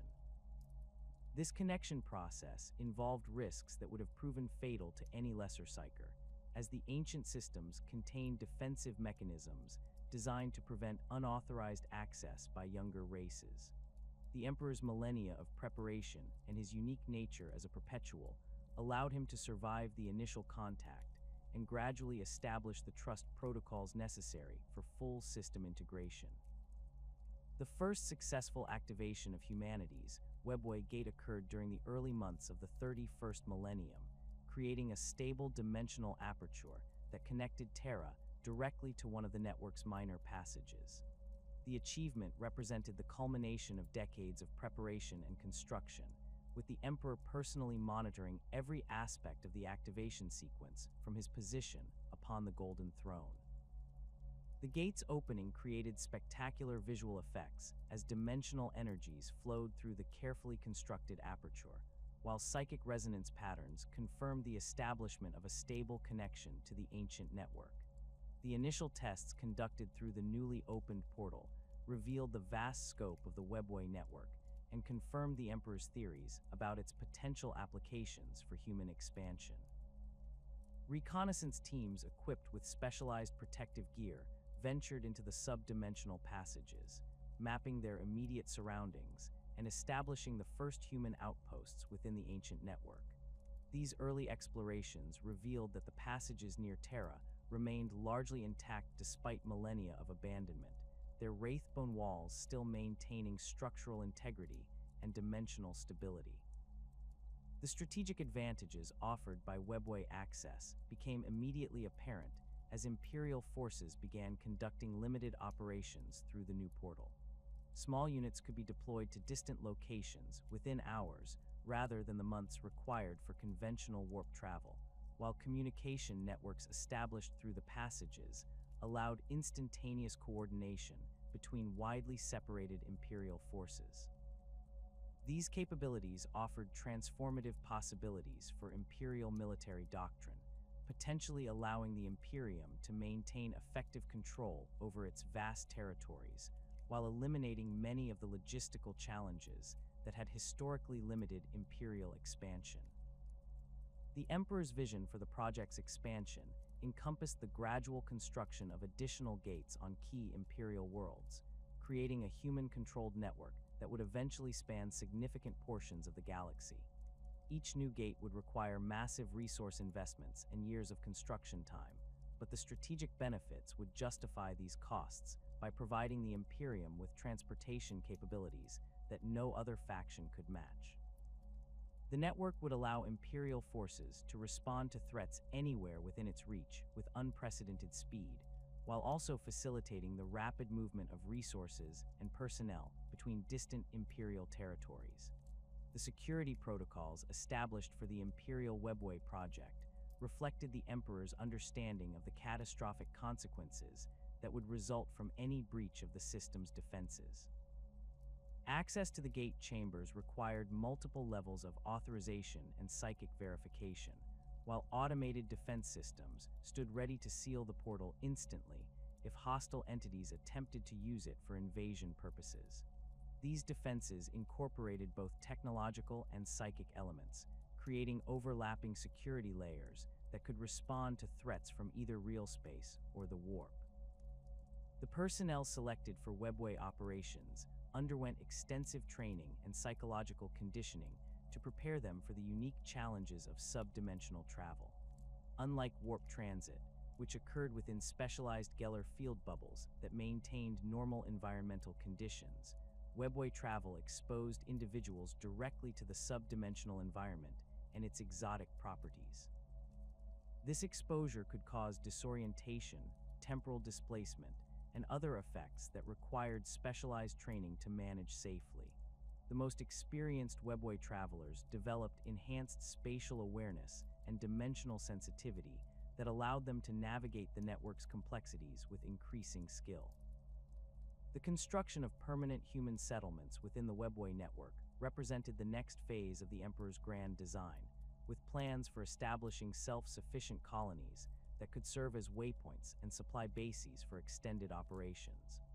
These settlements would need to be completely self-contained, as they would exist in an environment where conventional resource extraction and environmental management techniques would not apply. The unique properties of the subdimensional space offered both challenges and opportunities for human habitation, with some areas providing access to exotic energy sources, while others required constant environmental monitoring to maintain safe living conditions. The integration of Imperial technology with Webway systems proceeded gradually as human engineers gained experience working within the subdimensional environment. Standard Imperial equipment required modifications to function properly within the network's unique conditions, while new technologies had to be developed specifically for Webway applications. These technological adaptations drew upon both Imperial engineering capabilities and insights gained from studying Old One's construction techniques, creating hybrid systems that could operate effectively in both real space and subdimensional environments. The Emperor's personal commitment to the Webway project manifested in his decision to maintain direct psychic contact with the gate's control systems at all times, using the Golden Throne as both a command center and a monitoring station for the entire network. This constant connection allowed him to detect and respond to potential threats before they could compromise the system's security, while also providing the continuous psychic input required to maintain dimensional stability across the growing human presence within the network. The mental strain of maintaining these connections was enormous, requiring the Emperor to dedicate increasing amounts of his consciousness to Webway management as the project expanded. The long-term implications of the Imperial Webway project extended far beyond military and transportation applications, offering humanity the possibility of fundamental changes in their relationship with the galaxy itself. The network would allow human civilization to expand into regions that had previously been inaccessible due to warp storm activity or other hazards, while also providing refuge from the increasing chaos corruption that threatened Imperial worlds. The Emperor envisioned human populations that could exist independently of warp-based technologies, developing new capabilities and perspectives that would drive the next phase of human evolution. The project's success depended entirely upon maintaining the psychic barriers that protected it from detection and interference by hostile forces. These barriers required constant reinforcement and adjustment as the network expanded and new threats emerged, with the Emperor personally overseeing their maintenance through his connection to the Golden Throne. Any failure of these protective systems would expose the project to immediate attack by chaos entities and rival Xeno species, potentially resulting in the complete destruction of humanity's greatest technological achievement.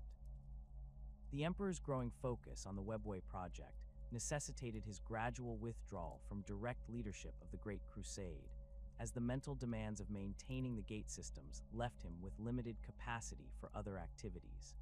This transition occurred slowly and subtly, with the Emperor delegating increasing responsibility to his primarchs and other trusted subordinates while maintaining the appearance of continued active leadership. The true extent of his commitment to the Webway project remained hidden from all but his most trusted advisors, who understood that the success of this endeavor would determine humanity's ultimate fate in a galaxy filled with hostile forces. As the 31st millennium progressed, the Emperor's Webway project approached the critical threshold where it would either achieve complete success or face catastrophic failure. The psychic barriers protecting the system showed signs of strain as dimensional pressures increased, while the growing complexity of the network created new vulnerabilities that required constant monitoring and adjustment. The Emperor's consciousness became increasingly focused on maintaining these delicate balances, his awareness of external events filtered through the lens of their potential impact on the project's security and stability. The stage was set for either humanity's greatest triumph or its most devastating failure, with the fate of the species hanging in the balance as the Emperor pushed his grand design toward its ultimate conclusion. The Webway project represented more than just a technological achievement. It embodied humanity's potential to transcend the limitations that had confined them since their first ventures into the stars. Success would open unlimited possibilities for human expansion and development, while failure would leave the species vulnerable to the very forces that the project had been designed to circumvent. Magnus, the Red's discovery of Horus's corruption, came at the worst possible moment for the Emperor's carefully orchestrated plans. The Primarch of the Thousand Suns had detected the taint of chaos spreading through the War Master's forces during their campaign on Davin. his psychic senses revealing the subtle manipulations that had turned humanity's greatest champion against his father and the Imperium. The urgency of this revelation compelled Magnus to attempt immediate communication with Terra, despite the vast distances involved and the inherent dangers of long-range psychic projection across the galaxy. The psychic message that Magnus prepared exceeded anything he had previously attempted, requiring him to channel enormous amounts of warp energy through his consciousness to bridge the impossible distance between Prospero and Terra. Magnus understood the risks involved in such a projection, but the magnitude of Horus's betrayal demanded immediate action regardless of personal consequences. The Primarch gathered his most powerful sorcerers around him, their combined psychic might serving to amplify and focus his message, while providing some measure of protection against the warp entities that would inevitably be drawn to such a massive psychic disturbance. The psychic shockwave that accompanied Magnus's desperate warning tour through the carefully constructed barriers, protecting the Emperor's Webway project like a hurricane through paper walls.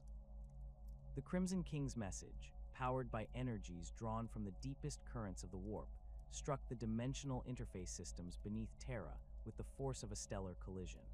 The psychic barriers that had taken decades to weave and years to perfect simply ceased to exist, their complex geometric patterns unraveling in microseconds as raw chaos energy flooded through the breach. The Golden Throne's warning systems erupted in cacophony as dimensional stability readings plummeted across the entire Terra-adjacent network segment. The Emperor, seated upon his great device and maintaining constant psychic contact with the Webway's control systems, experienced the barrier collapse as physical agony that drove him to his knees despite his superhuman constitution. Through his enhanced consciousness, he could perceive the catastrophic cascade failure spreading through the network's protective systems, each breach creating new vulnerabilities that allowed ever greater amounts of warp energy to penetrate the sub-dimensional passages.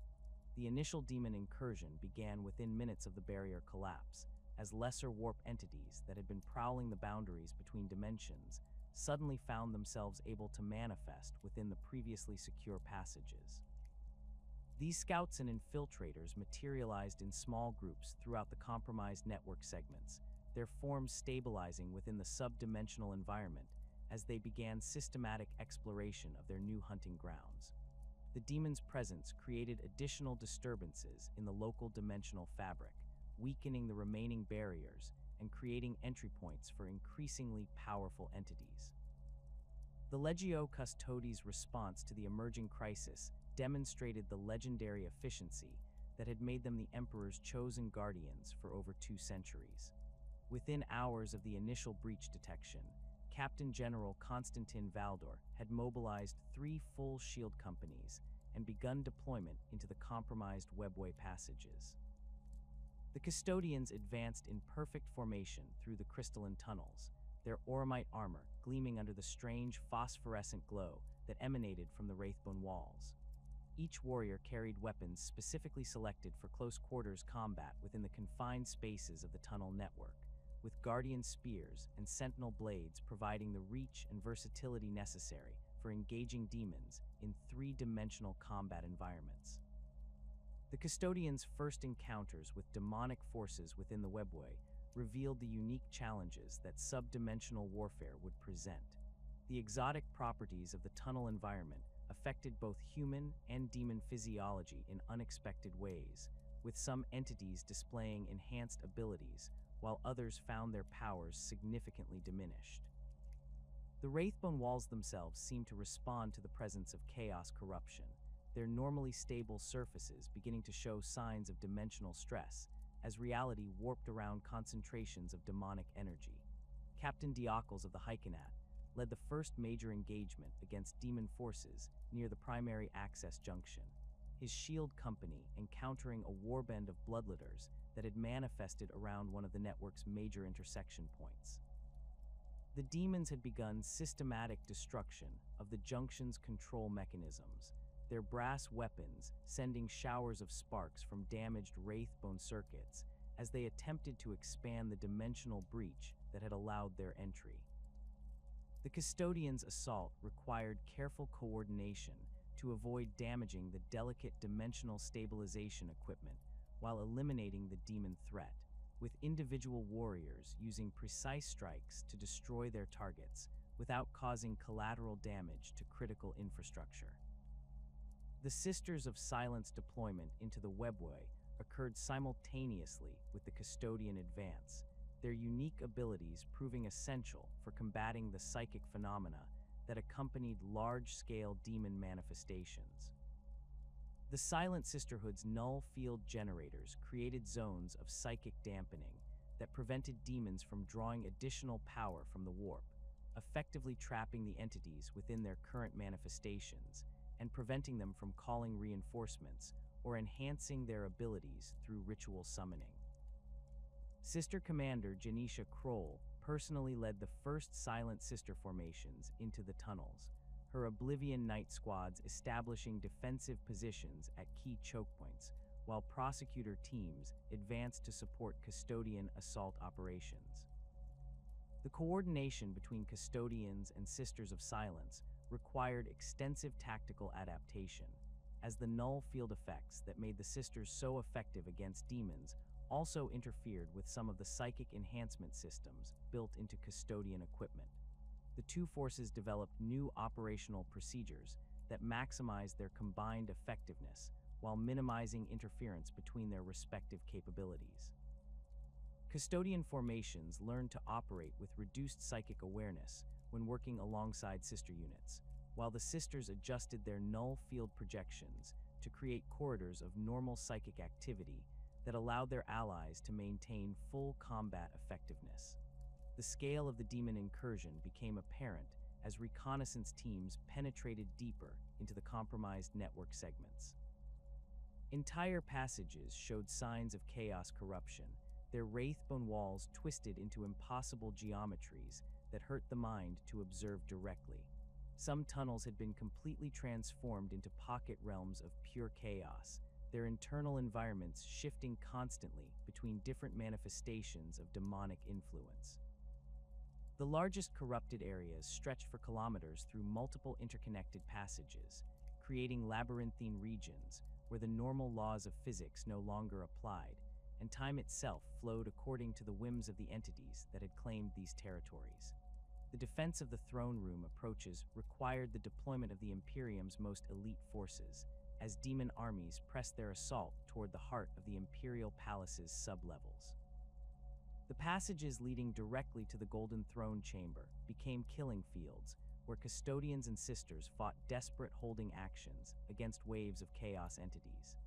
These narrow tunnels, originally designed as secure access routes for maintenance personnel, became choke points where small numbers of Imperial defenders could hold off vastly superior demon forces through superior positioning and firepower concentration.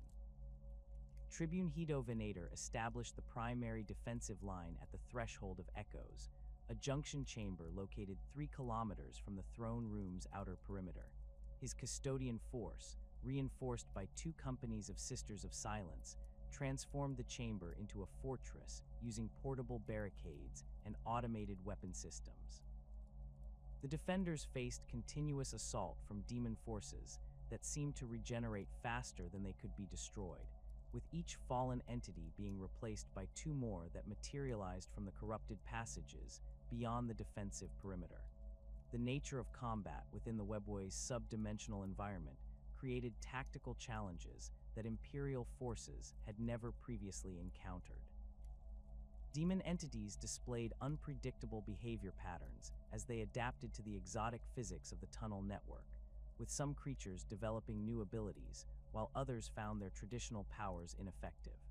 The wraithbone construction of the passages created acoustic effects that made conventional communication difficult, forcing Imperial units to rely on hand signals and pre-arranged tactical protocols when coordinating their movements. The most dangerous demon incursions occurred when greater demons attempted to manifest within the network, their enormous psychic presence creating reality storms that threatened to collapse entire passage segments. The appearance of a bloodthirster near the Meridian Gate required the combined efforts of an entire shield host to contain, with custodians using coordinated spear strikes to prevent the entity from fully materializing, while Sisters of Silence maintained null field barriers that limited its ability to draw power from the warp. The battle lasted for 18 hours of continuous combat, with the demon's eventual banishment leaving the surrounding passages scarred by dimensional fractures that would require months of repair work to stabilize. The sealing of compromised passages became a critical priority as Imperial forces recognized that they could not hope to clear all demon-infested areas through direct assault. Specialized engineering teams, protected by custodian and sister escorts, began systematic closure of the most heavily corrupted network segments. This process required precise placement of psychic barriers and dimensional anchors that could isolate contaminated areas from the rest of the network, while preventing the spread of chaos corruption to adjacent passages. The sealing operations presented enormous technical challenges, as the engineers had to work within active combat zones while manipulating technologies that operated on principles beyond normal human understanding. The process involved the installation of wraithbone barrier matrices that could be activated remotely to create permanent dimensional walls, effectively amputating corrupted sections from the healthy portions of the network. Each sealing operation required careful calculation to ensure that the barriers would hold against demon assault while not destabilizing the passages on either side of the newly created boundary. Master Engineer Arkin Land supervised many of the most critical sealing operations, his expertise in xenoarchaeology proving invaluable for understanding the Old One's construction techniques that governed Webway functionality. Land's teams developed innovative solutions for creating stable dimensional barriers using Imperial technology integrated with recovered wraithbone components, producing hybrid systems that could maintain their integrity under the extreme conditions present within demon-occupied passages. The largest sealing operation occurred at the Nexus Tertius, where a massive breach had allowed an entire demon legion to establish a permanent foothold within the network. The corruption had spread through 17 interconnected passages, creating a demon stronghold that threatened to serve as a staging area for assaults against other network segments. The sealing of this complex required the sacrifice of 3 full passages and the installation of a barrier system that consumed the entire annual adamantium production of 2 Forge worlds. The psychological toll of Webway combat on Imperial forces became apparent as the conflict stretched from days into weeks. The alien environment of the sub-dimensional passages created disorientation and claustrophobia among troops accustomed to fighting in real space, while the constant threat of demon attack prevented proper rest and recovery cycles. The wraithbone walls seemed to amplify sounds and emotions, creating an atmosphere of dread that affected even the most disciplined warriors. Some soldiers reported experiencing temporal displacement effects, with battles that seemed to last for hours occurring in spaces where chronometers indicated only minutes had passed.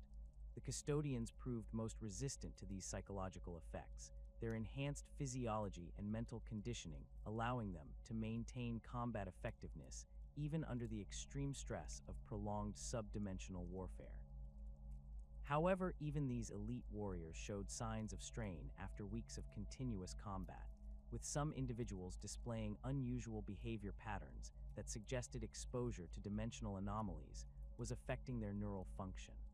The Sisters of Silence appeared largely immune to these effects, their null field auras providing protection against the psychic emanations that seemed to be the primary cause of the psychological disturbances. The strategic situation within the Webway continued to deteriorate despite the heroic efforts of Imperial defenders. Each sealed passage represented a permanent loss of network access, while demon forces continued to find new breach points that allowed them to establish footholds in previously secure areas. The Emperor's constant presence on the Golden Throne became essential for maintaining even basic dimensional stability, his psychic power serving as the primary barrier, preventing complete collapse of the Terra adjacent network segments. The realization that the Webway project could not be salvaged in its original form forced Imperial commanders to adopt increasingly desperate measures.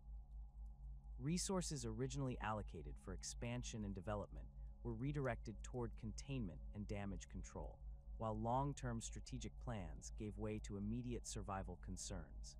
The Emperor's grand vision of human expansion through the ancient network had become a nightmare of perpetual warfare against the forces of chaos, with no end in sight and no possibility of victory through conventional military means.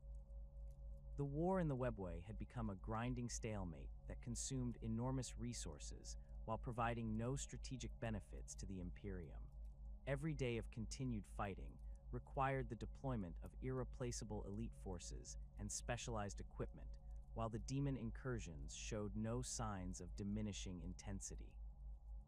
The network that was supposed to liberate humanity from the dangers of warp travel had instead become another front in the eternal war against chaos, one that demanded constant vigilance and sacrifice to prevent catastrophic defeat.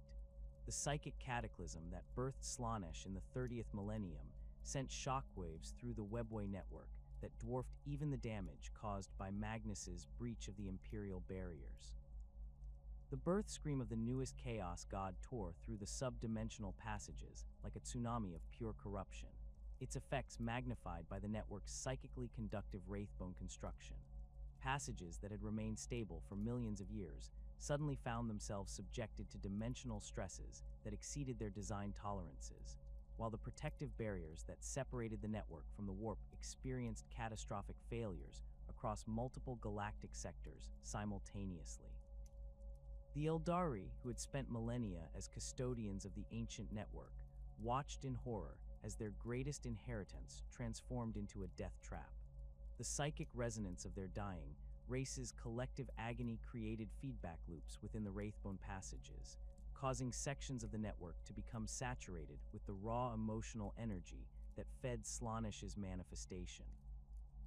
These contaminated areas became uninhabitable for any Aeldari, as exposure to the concentrated psychic residue of their species fall triggered immediate soul death or worse fates that left victims as hollow shells animated by demonic possession. The immediate aftermath of Slaanesh's birth saw the automatic activation of emergency protocols built into the Webway's most critical infrastructure. Ancient systems that had remained dormant since the Old One's extinction suddenly came online, their programming recognizing the unprecedented scale of the dimensional crisis and implementing containment measures that had been designed for catastrophic network failures. Massive sections of the Webway sealed themselves off from the rest of the network, their wraithbone barriers reconfiguring into impenetrable walls that sacrificed accessibility to prevent the spread of chaos corruption. These emergency seals operated through principles that even the most knowledgeable Aeldari could not fully comprehend, their activation creating dimensional dead zones where the normal laws of physics ceased to function predictably. Some sealed sections became temporal anomalies where time flowed at different rates or in reverse, while others transformed into spatial mazes where distance and direction lost their conventional meaning. The most severely affected areas underwent complete dimensional collapse, their passages folding in on themselves until they existed as mathematical impossibilities that could not be entered or even observed directly. The survival of various Aeldari factions in the wake of the fall depended largely on their proximity to stable Webway access points and their ability to adapt quickly to the network's transformed condition. The craftworlds, already mobile and self-sufficient, found themselves able to continue using certain passages by carefully avoiding the contaminated sections and relying on their Farseer's prophetic abilities to identify safe routes through the increasingly treacherous network. Their wraithbone hulls provided some protection against the psychic emanations that now permeated many passages, though even these massive vessels required constant purification rituals to prevent corruption from taking hold. The Exodites, scattered across their primitive worlds throughout the galaxy, discovered that many of their traditional Webway connections had been severed by the emergency sealing protocols. Those communities that retained access to the network found themselves isolated on remote passages that had been considered secondary routes before the fall, but now represented the only safe means of interstellar travel available to their kind. The Exodites' deliberate rejection of advanced technology proved advantageous in this new environment, as their simple lifestyle required fewer resources and created smaller psychic signatures that were less likely to attract the attention of the entities now prowling the corrupted passages. The emergence of the Drukhari as the dominant force within the surviving Webway network occurred through a combination of preparation, ruthlessness, and adaptation that distinguished them from their more idealistic cousins. The inhabitants of Camorra had already begun their descent into depravity before the fall, their city's location within the Webway's heart providing them with advance warning of the approaching catastrophe. This foreknowledge allowed them to implement protective measures that other Aeldari communities lacked, including the construction of additional dimensional barriers around their territory and the stockpiling of resources necessary for extended isolation. The Drukhari's survival strategy centered on their ability to feed on the suffering of others rather than relying on their own souls for psychic sustenance. This adaptation, which had begun as a lifestyle choice among Camorra's elite, became a biological necessity as Slaanesh's influence made traditional Aeldari existence impossible. The Drukhari learned to harvest the psychic energy released by pain and terror, using this stolen vitality to sustain themselves while avoiding the soul drain that affected other members of their species. This feeding process required constant access to victims, making the Drukhari's continued use of the Webway essential for their survival. The expansion of Drukhari territory within the Webway proceeded systematically as they claimed abandoned sections and eliminated any remaining resistance from other Aeldari factions. The Cabals employed their superior knowledge of Camorra's dimensional manipulation techniques to establish new strongholds in previously inaccessible areas, while their raiding fleets secured the portal networks necessary for continued access to realspace hunting grounds. The most successful Cabals established territorial boundaries that encompassed entire network segments, creating pocket empires within the subdimensional realm that operated according to their own twisted laws. The dimensional instabilities created by Slaanesh's birth allowed the Drukhari to experiment with increasingly extreme modifications to the Webway structure. The homunculi covens developed techniques for reshaping corrupted passages into forms that served their specific needs, creating torture chambers and experimental facilities that existed in states of controlled dimensional flux. These installations could expand or contract their internal space based on the number of victims they contained, while their walls incorporated living wraithbone that responded to the occupant's pain by generating additional psychic energy for the facility's operators. The most ambitious Drukhari construction projects involved the creation of entirely new subdimensional pockets that existed parallel to the main Webway network. These artificial realms, known as pocket dimensions or reality bubbles, allowed the Drukhari to establish private domains where they could pursue their darkest experiments without interference from rivals or external threats. The construction of these spaces required enormous amounts of stolen psychic energy and the sacrifice of thousands of victims, but the resulting territories provided their creators with absolute control over local physical laws and dimensional conditions. The emergence of new threats within the post-fall Webway created challenges that tested even the Drukhari's adaptability and ruthlessness.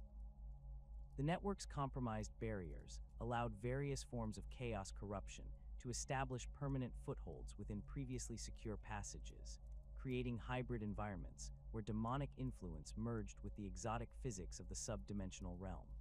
These corrupted zones spawned entities that combined the worst aspects of both chaos demons and Webway native phenomena, resulting in predators that could hunt effectively in either real space or the subdimensional network. The most dangerous of these hybrid threats were the entities that Imperial scholars would later classify as Webway demons, creatures that had adapted specifically to the network's unique environmental conditions. These beings possessed the ability to phase between different dimensional states, allowing them to bypass conventional defenses and attack victims from unexpected angles. Their forms incorporated elements of both organic matter and wraithbone construction, creating living weapons that could interface directly with the network's control systems and use the passages themselves as extensions of their consciousness.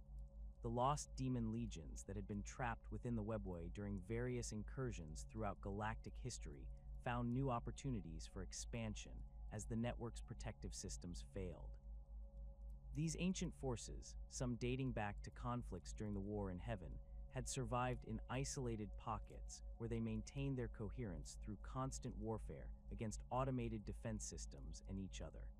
The fall's aftermath allowed many of these trapped forces to break free from their dimensional prisons and begin systematic conquest of adjacent network segments. The largest of these demon incursions originated from a massive breach that had occurred during the Horus Heresy, where an entire Word-Bearer's assault force had been consumed by the entities they had summoned for their attack on an Imperial Webway facility. The demons had spent millennia corrupting the surrounding passages, gradually expanding their influence through careful manipulation of the network's dimensional barriers. The fall's psychic shockwaves provided them with the additional energy needed to complete their transformation of the affected area into a permanent demon realm that served as a staging ground for attacks against other network segments.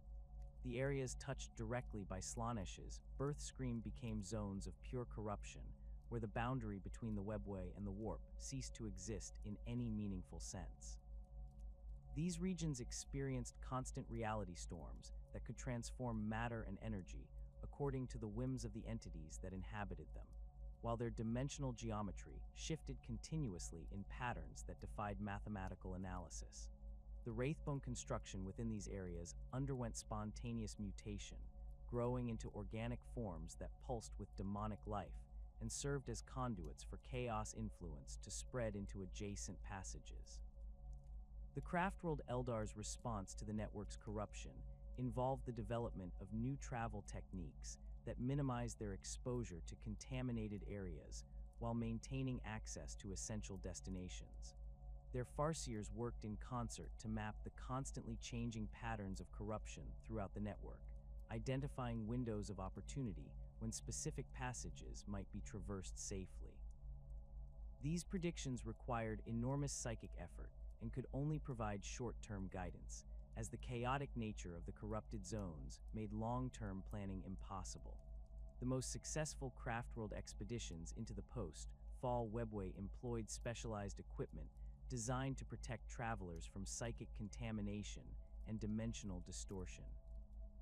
These protection systems included portable Geller field generators adapted for sub-dimensional use, psychic dampening devices that could shield their operators from chaos influence, and emergency teleportation systems that could extract personnel from compromised areas. The development of this equipment required extensive experimentation and testing, with many early prototypes failing catastrophically when exposed to the network's transformed conditions. The Harlequins emerged as the most effective navigators of the corrupted Webway, their unique relationship with Segorach providing them with protection against many of the hazards that affected other Aeldari. Their mastery of dimensional manipulation allowed them to traverse areas that would prove fatal to conventional travelers, while their knowledge of the network's hidden passages enabled them to maintain communication links between isolated Aeldari communities. The Harlequins' performances began to incorporate warnings about specific network hazards, their elaborate dances serving as coded messages that informed other Aeldari about safe routes and dangerous areas.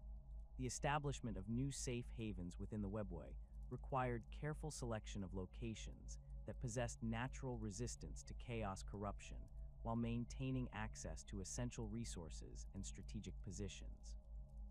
The most successful refuges were established in areas where the old ones had installed particularly robust defensive systems, or where the network's dimensional properties created natural barriers against warp intrusion. These sanctuaries became focal points for Aeldari resistance against the growing chaos presence, serving as bases for expeditions aimed at reclaiming corrupted territories and rescuing survivors from compromised areas. The long-term effects of the fall on Webway stability continued to manifest centuries after Slaanesh's birth, with new areas of corruption appearing as the network's damaged infrastructure succumbed to accumulated stress and dimensional fatigue. The Wraithbone construction that had maintained its integrity for millions of years began showing signs of systematic failure, with hairline fractures in critical support structures gradually expanding into major breaches that allowed additional chaos incursions. The network's self-repair systems, already overwhelmed by the initial catastrophe, proved incapable of addressing the scale of ongoing degradation. The competition for control of the remaining stable passages intensified as various factions recognized that access to reliable transportation routes would determine their long-term survival prospects. The Drukhari leveraged their numerical superiority and territorial advantages to claim the most valuable network segments, while smaller Aeldari groups were forced to negotiate for limited access rights or seek alternative routes through increasingly dangerous areas. These negotiations often involved complex agreements that traded resources, information, or services for passage rights, creating a shadow economy that operated entirely within the subdimensional realm. The development of new technologies specifically designed for post-fall Webway conditions became a priority for all surviving Aeldari factions. The Craftworld Eldar focused on creating better protective equipment and detection systems, while the Drukhari pursued innovations that would allow them to exploit the network's corrupted areas for their own purposes. The Exodites developed simpler but more reliable technologies that could function in the network's degraded environment without requiring constant maintenance or specialized knowledge to operate effectively. The surviving Aeldari factions have developed sophisticated methods for navigating the treacherous post-fall Webway, each approach reflecting their unique circumstances and philosophical outlook. The Craftworld Eldar rely heavily on their Farseer's prophetic abilities to chart safe passage through the network's increasingly unstable passages. These ancient seers enter deep meditative trances that allow their consciousness to perceive the probabilistic threads of future events, identifying windows of opportunity when specific routes might be traversed without encountering the manifold dangers that now plague the ancient network. Farseer navigation requires extensive preparation and coordination between multiple individuals, as no single seer possesses sufficient psychic strength to map the complex temporal and dimensional fluctuations that characterize modern Webway conditions. Teams of Farseers work in carefully orchestrated sequences, with each individual focusing on different aspects of the journey ahead, while their colleagues maintain protective barriers against the psychic backlash that inevitably accompanies such deep precognitive work. The process resembles an elaborate ritual dance, with participants moving through predetermined positions around crystalline focusing, devices that amplify and channel their combined psychic emanations. The accuracy of Farseer predictions varies significantly based on the distance and complexity of the intended journey, with short-range navigation through familiar passages yielding highly reliable results, while long-distance expeditions into unknown territories remain fraught with uncertainty. The chaotic nature of corrupted network segments creates interference patterns that can scramble prophetic visions, leading to false readings that have resulted in entire Craftworld expeditions becoming lost within dimensional mazes or trapped in temporal loops. Experienced Farseers learn to recognize the distinctive psychic signatures that indicate such interference, though this knowledge comes only through years of dangerous trial and error. The Warlock councils that support Farseer navigation operations employ specialized techniques for maintaining communication with scouting parties once they enter the Webway passages. These psychic communication networks operate through carefully tuned resonance frequencies that can penetrate the dimensional barriers separating the subdimensional realm from real space, though the process requires constant adjustment as network conditions change. The Warlocks must balance the strength of their transmissions against the risk of attracting unwanted attention from the entities that prowl the corrupted passages, creating a delicate equilibrium between effective communication and operational security.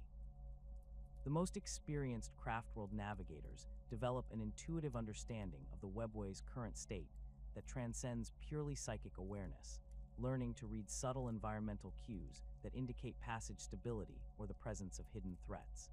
These individuals can detect microscopic changes in wraithbone coloration that suggest dimensional stress, identify acoustic anomalies that warn of approaching predators, and recognize atmospheric disturbances that precede reality storms. Their expertise proves invaluable for expeditions into areas where farseer predictions become unreliable, providing backup navigation capabilities that can mean the difference between successful transit and catastrophic failure. The Drukhari approach to Webway navigation reflects their pragmatic ruthlessness and superior knowledge of the network's post-fall configuration. Unlike their craftworld cousins, who rely primarily on psychic techniques, the Drukhari employ a combination of technological solutions and accumulated experience gained through centuries of systematic exploration. Their Cabal archives contain detailed maps of stable routes and hazardous areas, information gathered through the sacrifice of countless reconnaissance teams and updated constantly as network conditions continue to evolve.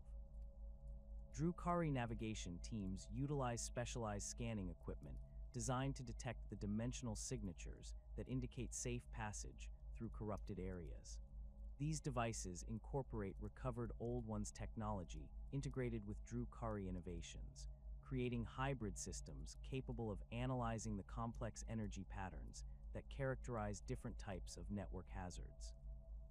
The scanners can identify the presence of demon entities, temporal anomalies, and dimensional instabilities from considerable distances, allowing navigation teams to plot courses that avoid the most dangerous threats while maintaining access to essential destinations.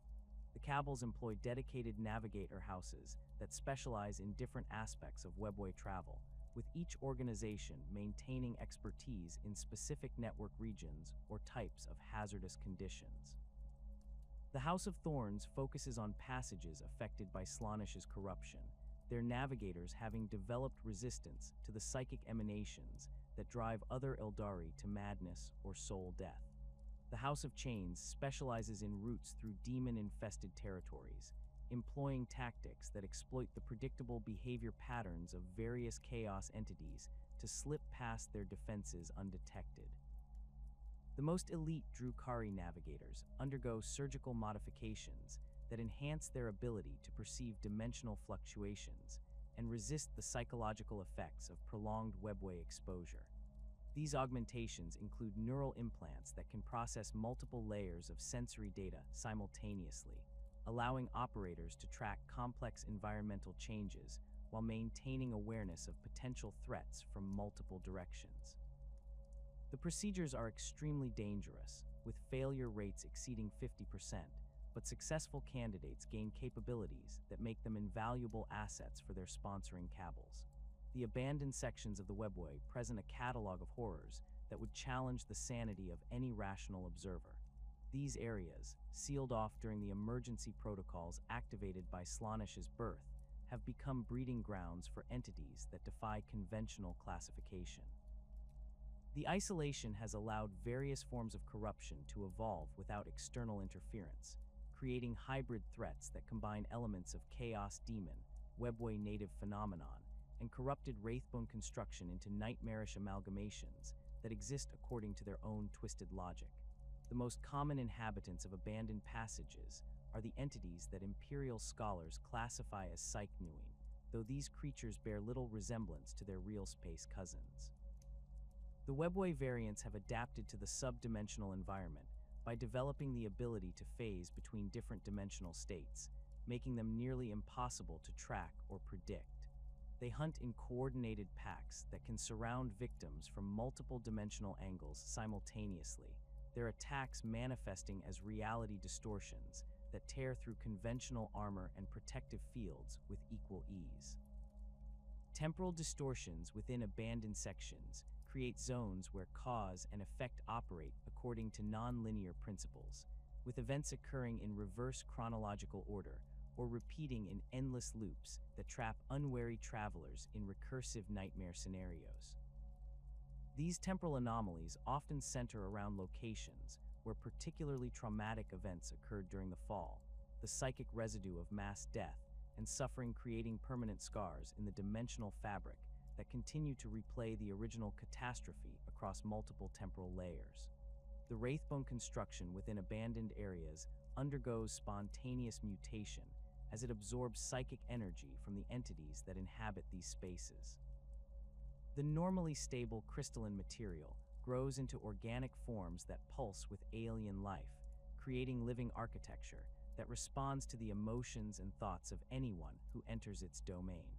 These corrupted structures can reshape themselves to trap intruders, generating maze-like configurations that lead deeper into the abandoned sections while blocking all possible escape routes. The demon entities that have established permanent footholds within corrupted Webway segments display adaptations that make them significantly more dangerous than their warped native counterparts.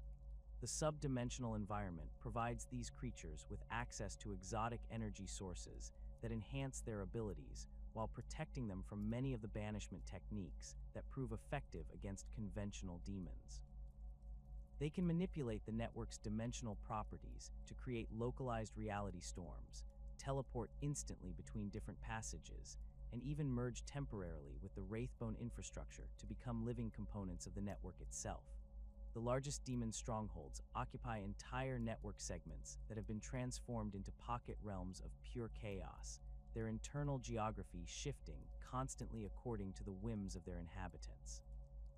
These areas serve as staging grounds for incursions into adjacent passages, with demon armies using the network's transportation capabilities to launch coordinated attacks against targets throughout the galaxy.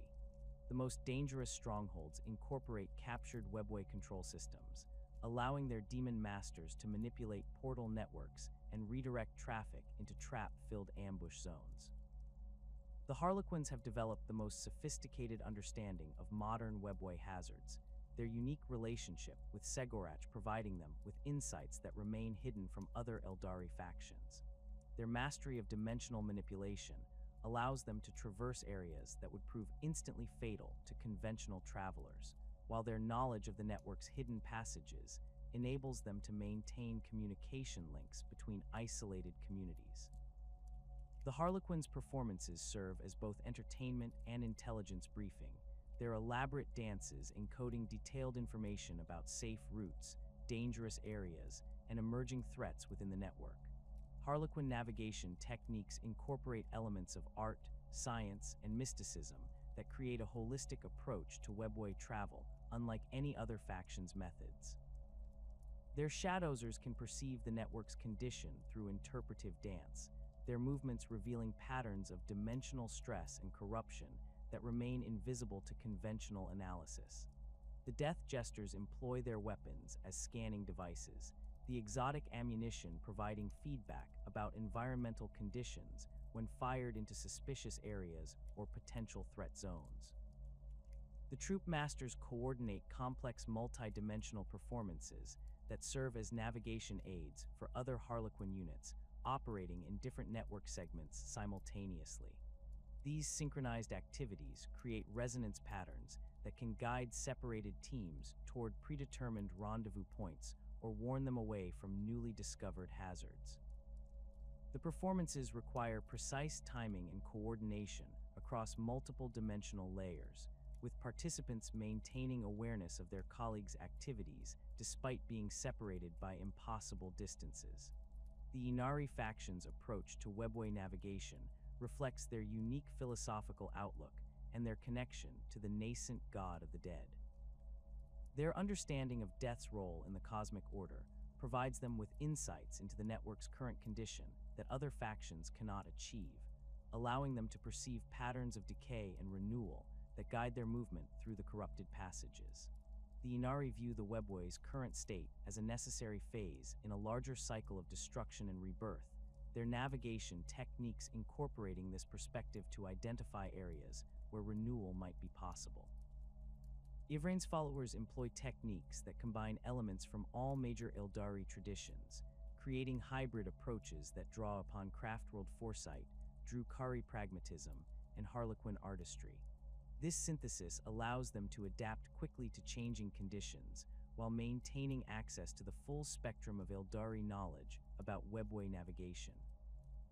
The Inari's willingness to work with members of other factions provides them with access to information and resources that would be unavailable to more traditional organizations. The maintenance of Webway infrastructure has become a desperate struggle against entropy and corruption that consumes enormous resources while providing only temporary solutions to systemic problems.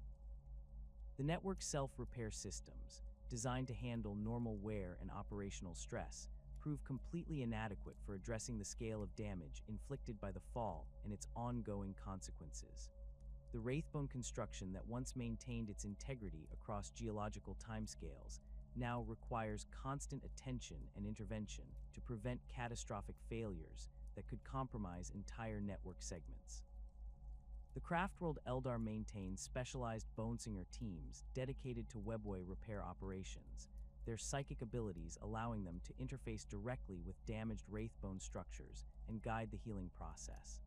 These operations require enormous psychic effort and carry significant risks, as exposure to corrupted material can contaminate the Bonesingers themselves and spread the damage to previously healthy sections.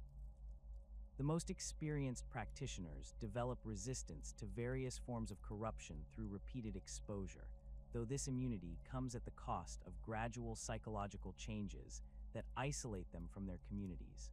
The repair techniques employed by different Aeldari factions reflect their varying capabilities and philosophical approaches to the network's restoration. The Craftworld Eldar focus on preservation and stabilization, employing conservative methods that prioritize long-term stability over immediate functionality. The Drukhari pursue more aggressive approaches that sacrifice damaged sections to protect valuable territories, while the Harlequins employ experimental techniques that attempt to purify corrupted areas through artistic expression and controlled dimensional manipulation. The gradual decay of unmaintained network sections creates a cascading failure pattern that threatens the entire system's long-term viability. Each collapsed passage increases stress on adjacent areas, while the loss of alternative routing options forces increased traffic through the remaining stable routes.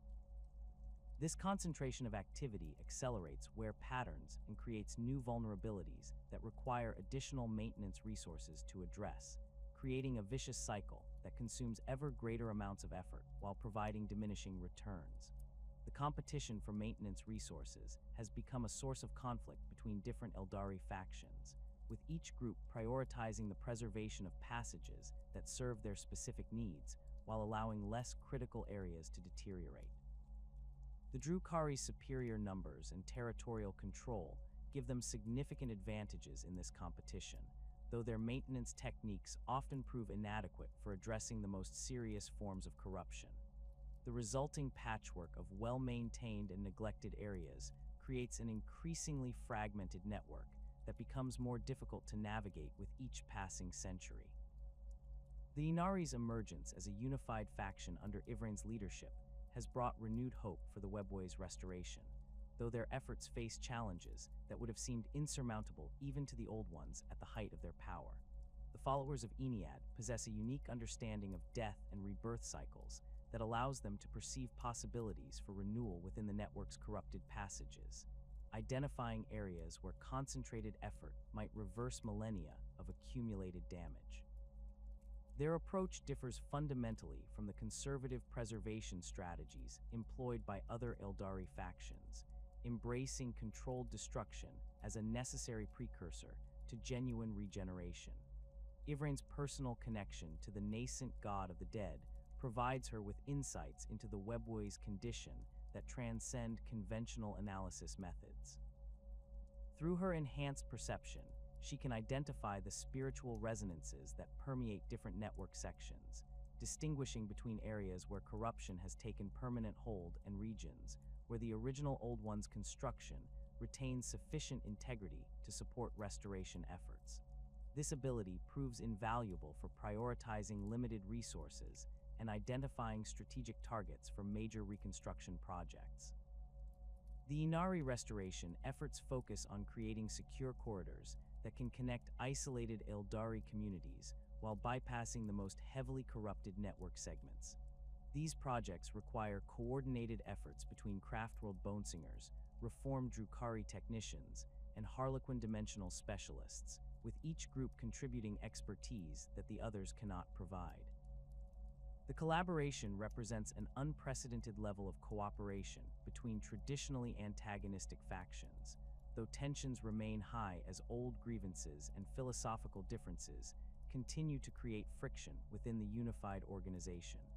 The technical challenges involved in Webway restoration exceed anything previously attempted by post-fall Aeldari civilization. The corruption that has taken hold within many passages operates on fundamental levels that affect the dimensional substrate itself, requiring purification techniques that must address both physical damage and metaphysical contamination simultaneously.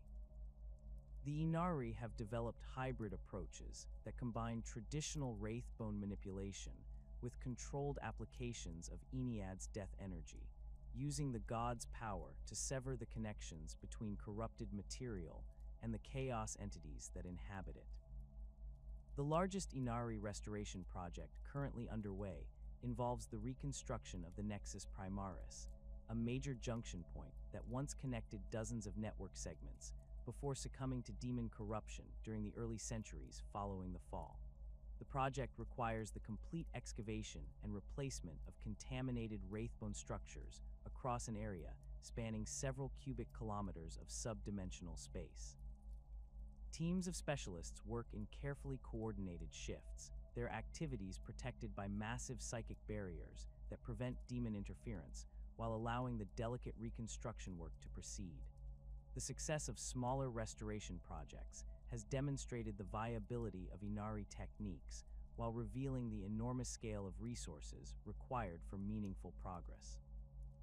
Each purified passage demands months of preparation, weeks of intensive reconstruction work, and ongoing maintenance efforts that stretch the faction's capabilities to their limits. The mathematical projections for restoring even a fraction of the network's pre-fall functionality suggest that such efforts would require centuries of sustained work and resources that exceed the combined capabilities of all surviving Aeldari factions. The Imperial rediscovery of Webway technology represents one of the most significant potential developments for the network's future, though current Imperial understanding remains primitive compared to even the most basic Aeldari knowledge. The Adeptus Mechanicus continues to study the dormant installations discovered during the Great Crusade, their research efforts hampered by the alien nature of the construction principles and the dangerous instabilities that plague most accessible sites. Recent developments suggest that some tech adepts have achieved limited success in activating individual components, though full portal operation remains beyond Imperial capabilities. The Belisarius Call's investigations into xenoarchaeology have yielded insights that bring Imperial science closer to understanding Webway operational principles than any previous research efforts. His analysis of recovered wraithbone samples has revealed the material's psychically reactive properties and its role in maintaining dimensional stability, while his experiments with captured Aeldari technology have demonstrated the theoretical possibility of creating human-compatible interface systems. These advances remain highly classified, with access restricted to the most senior members of the Mechanicus hierarchy and selected Inquisition representatives. The strategic implications of potential Imperial Webway access have not escaped the attention of the Imperium's military leadership. The ability to deploy forces across galactic distances without relying on warp travel would revolutionize Imperial defense strategies and enable response capabilities that could fundamentally alter the balance of power throughout the galaxy. However, the technical challenges involved in creating stable portals and the enormous resource requirements for maintaining such systems suggest that practical Imperial Webway access remains decades or centuries away from realization. The Adeptus Custodes retain institutional knowledge of the Emperor's original Webway project, though much of this information remains sealed within the deepest vaults of the Imperial Palace. Recent developments have led to renewed interest in these archives, with selected custodian scholars working to decode the technical specifications and construction methodologies that might enable future reconstruction efforts. The Golden Throne's continued operation demonstrates that human technology can interface with Webway systems under specific conditions, providing a foundation for more ambitious projects if sufficient resources and expertise can be assembled. The Inquisition's involvement in Webway research reflects both the enormous potential benefits and the catastrophic risks associated with Imperial access to the network. Several Ordo Xenos Inquisitors have dedicated their careers to studying Aeldari transportation methods, their investigations revealing the complex security challenges that would accompany any Imperial presence within the subdimensional passages. The network's current state, with its demon-infested corridors and unstable dimensional conditions, presents threats that could prove as dangerous to the Imperium as the benefits of Webway access might prove advantageous. The end times prophecies that permeate Aeldari mythology consistently reference the Webway's role in either galactic salvation or ultimate destruction, though the specific details remain obscured by the metaphorical language typical of prophetic visions. The most commonly cited predictions suggest that the network will serve as either a refuge for the galaxy's surviving populations during the final confrontation with chaos, or as the pathway through which the ultimate corruption will spread to consume all remaining bastions of order. These contradictory interpretations reflect the fundamental uncertainty that surrounds the Webway's ultimate fate. The Farseer councils of various craftworlds have attempted to coordinate their prophetic insights to develop clearer understanding of the network's role in approaching catastrophes. Their combined visions reveal consistent patterns, suggesting that major changes to the Webway's structure and accessibility will occur within the next several centuries, though the specific nature of these changes remains disputed. Some seers perceive visions of renewed stability and expanded access, while others foresee complete network collapse and the permanent severing of all dimensional connections. The Harlequin performances that address end-time scenarios consistently portray the Webway as a crucial battleground where the final confrontation between order and chaos will be decided. Their elaborate theatrical presentations suggest that control of the network will determine which forces can coordinate their activities effectively during the ultimate crisis, with victory going to whichever faction can maintain reliable transportation and communication capabilities, while their enemies are reduced to isolated resistance pockets. These performances emphasize the strategic importance of current restoration efforts and the need for all Aeldari factions to cooperate in maintaining network accessibility. The role of the Webway in various apocalyptic scenarios extends beyond simple transportation considerations to encompass its function as a repository of Old One's knowledge and technology. Many of the network's sealed sections contain archives and installations that preserve information about advanced techniques for dimensional manipulation, psychic engineering, and other technologies that could prove crucial for surviving galactic catastrophe. The race to access these repositories before they are destroyed by ongoing corruption or claimed by hostile forces has become a driving motivation for multiple factions' exploration efforts. The increasing instability of the galaxy's overall dimensional structure poses fundamental threats to the Webway's continued existence that transcend the specific corruption and damage that have accumulated since the fall. The growing influence of chaos throughout the galaxy creates ambient dimensional disturbances that interfere with the network's operational parameters, while the expanding Eye of Terror and other warp storms generate interference patterns that disrupt passage stability across vast regions. These macro-scale effects suggest that the network's long-term viability depends not merely on local restoration efforts, but on the galaxy's overall spiritual and dimensional health. The Cicatrix Maledictum's formation has created unprecedented challenges for Webway navigation, as the massive warp storm generates dimensional interference that affects passages throughout the galaxy. Many previously stable routes have become unreliable or completely inaccessible, forcing travelers to seek alternative paths through increasingly dangerous territories. The storm's continued expansion threatens to sever connections between major network segments, potentially isolating entire regions and making coordinated resistance against chaos forces impossible. The emergence of new chaos cults and demon incursions throughout the galaxy has increased pressure on the Webway's remaining defenses, with hostile forces actively seeking access to the network for their own purposes. The Word-Bearers and other Chaos Space Marine legions have demonstrated particular interest in capturing Webway portals, recognizing the strategic advantages that network access would provide for coordinating their campaigns. The threat of large-scale chaos invasion through compromised passages has forced Aeldari factions to implement increasingly stringent security measures that further restrict legitimate access to essential routes.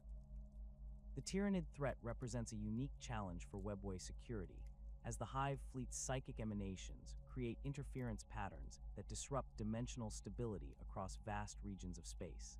The shadow and the warp effect that accompanies major Tyranid incursions can render entire network segments inaccessible, while the aliens' adaptive capabilities suggest that they might eventually develop methods for exploiting Webway passages for their own expansion efforts. The prospect of Tyranid organisms adapted for subdimensional travel presents nightmare scenarios that have prompted emergency planning sessions among all major Aeldari leadership councils. The question of whether the ancient network can survive the galaxy's increasing instability ultimately depends on factors that extend far beyond the technical capabilities of any single faction. The Webway's original construction was designed to operate within a galaxy where the forces of order maintained general dominance over chaos influence, with the Old One's psychic mastery providing the foundational stability that allowed the network to function reliably across millions of years.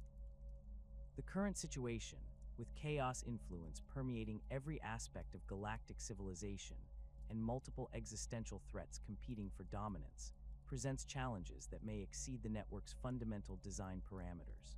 The mathematical models developed by the most advanced Aeldari scholars suggest that the Webway's continued operation requires a minimum threshold of dimensional stability that the galaxy may no longer be able to provide.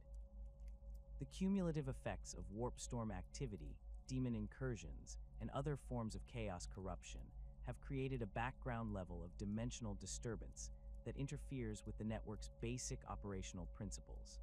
Unless these macro-scale trends can be reversed through coordinated action by the galaxy's remaining forces of order, the network may face inevitable collapse regardless of local restoration efforts.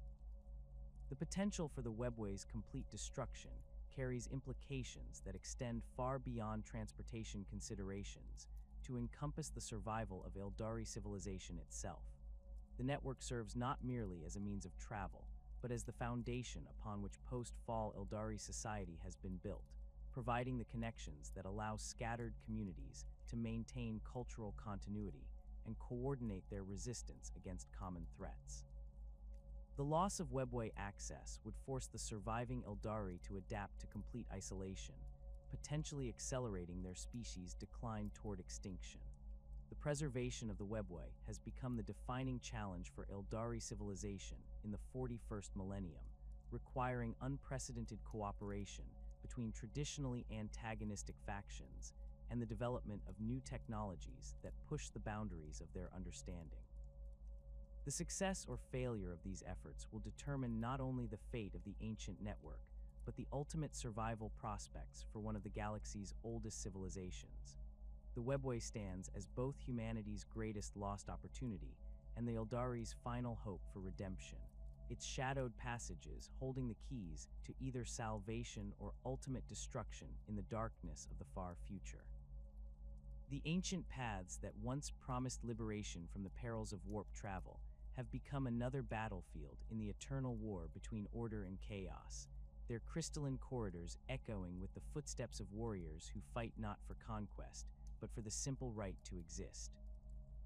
Whether the Webway will survive to fulfill its original purpose or collapse into ruin, like so many other wonders of the galaxy's distant past, remains one of the great uncertainties that will shape the course of future history.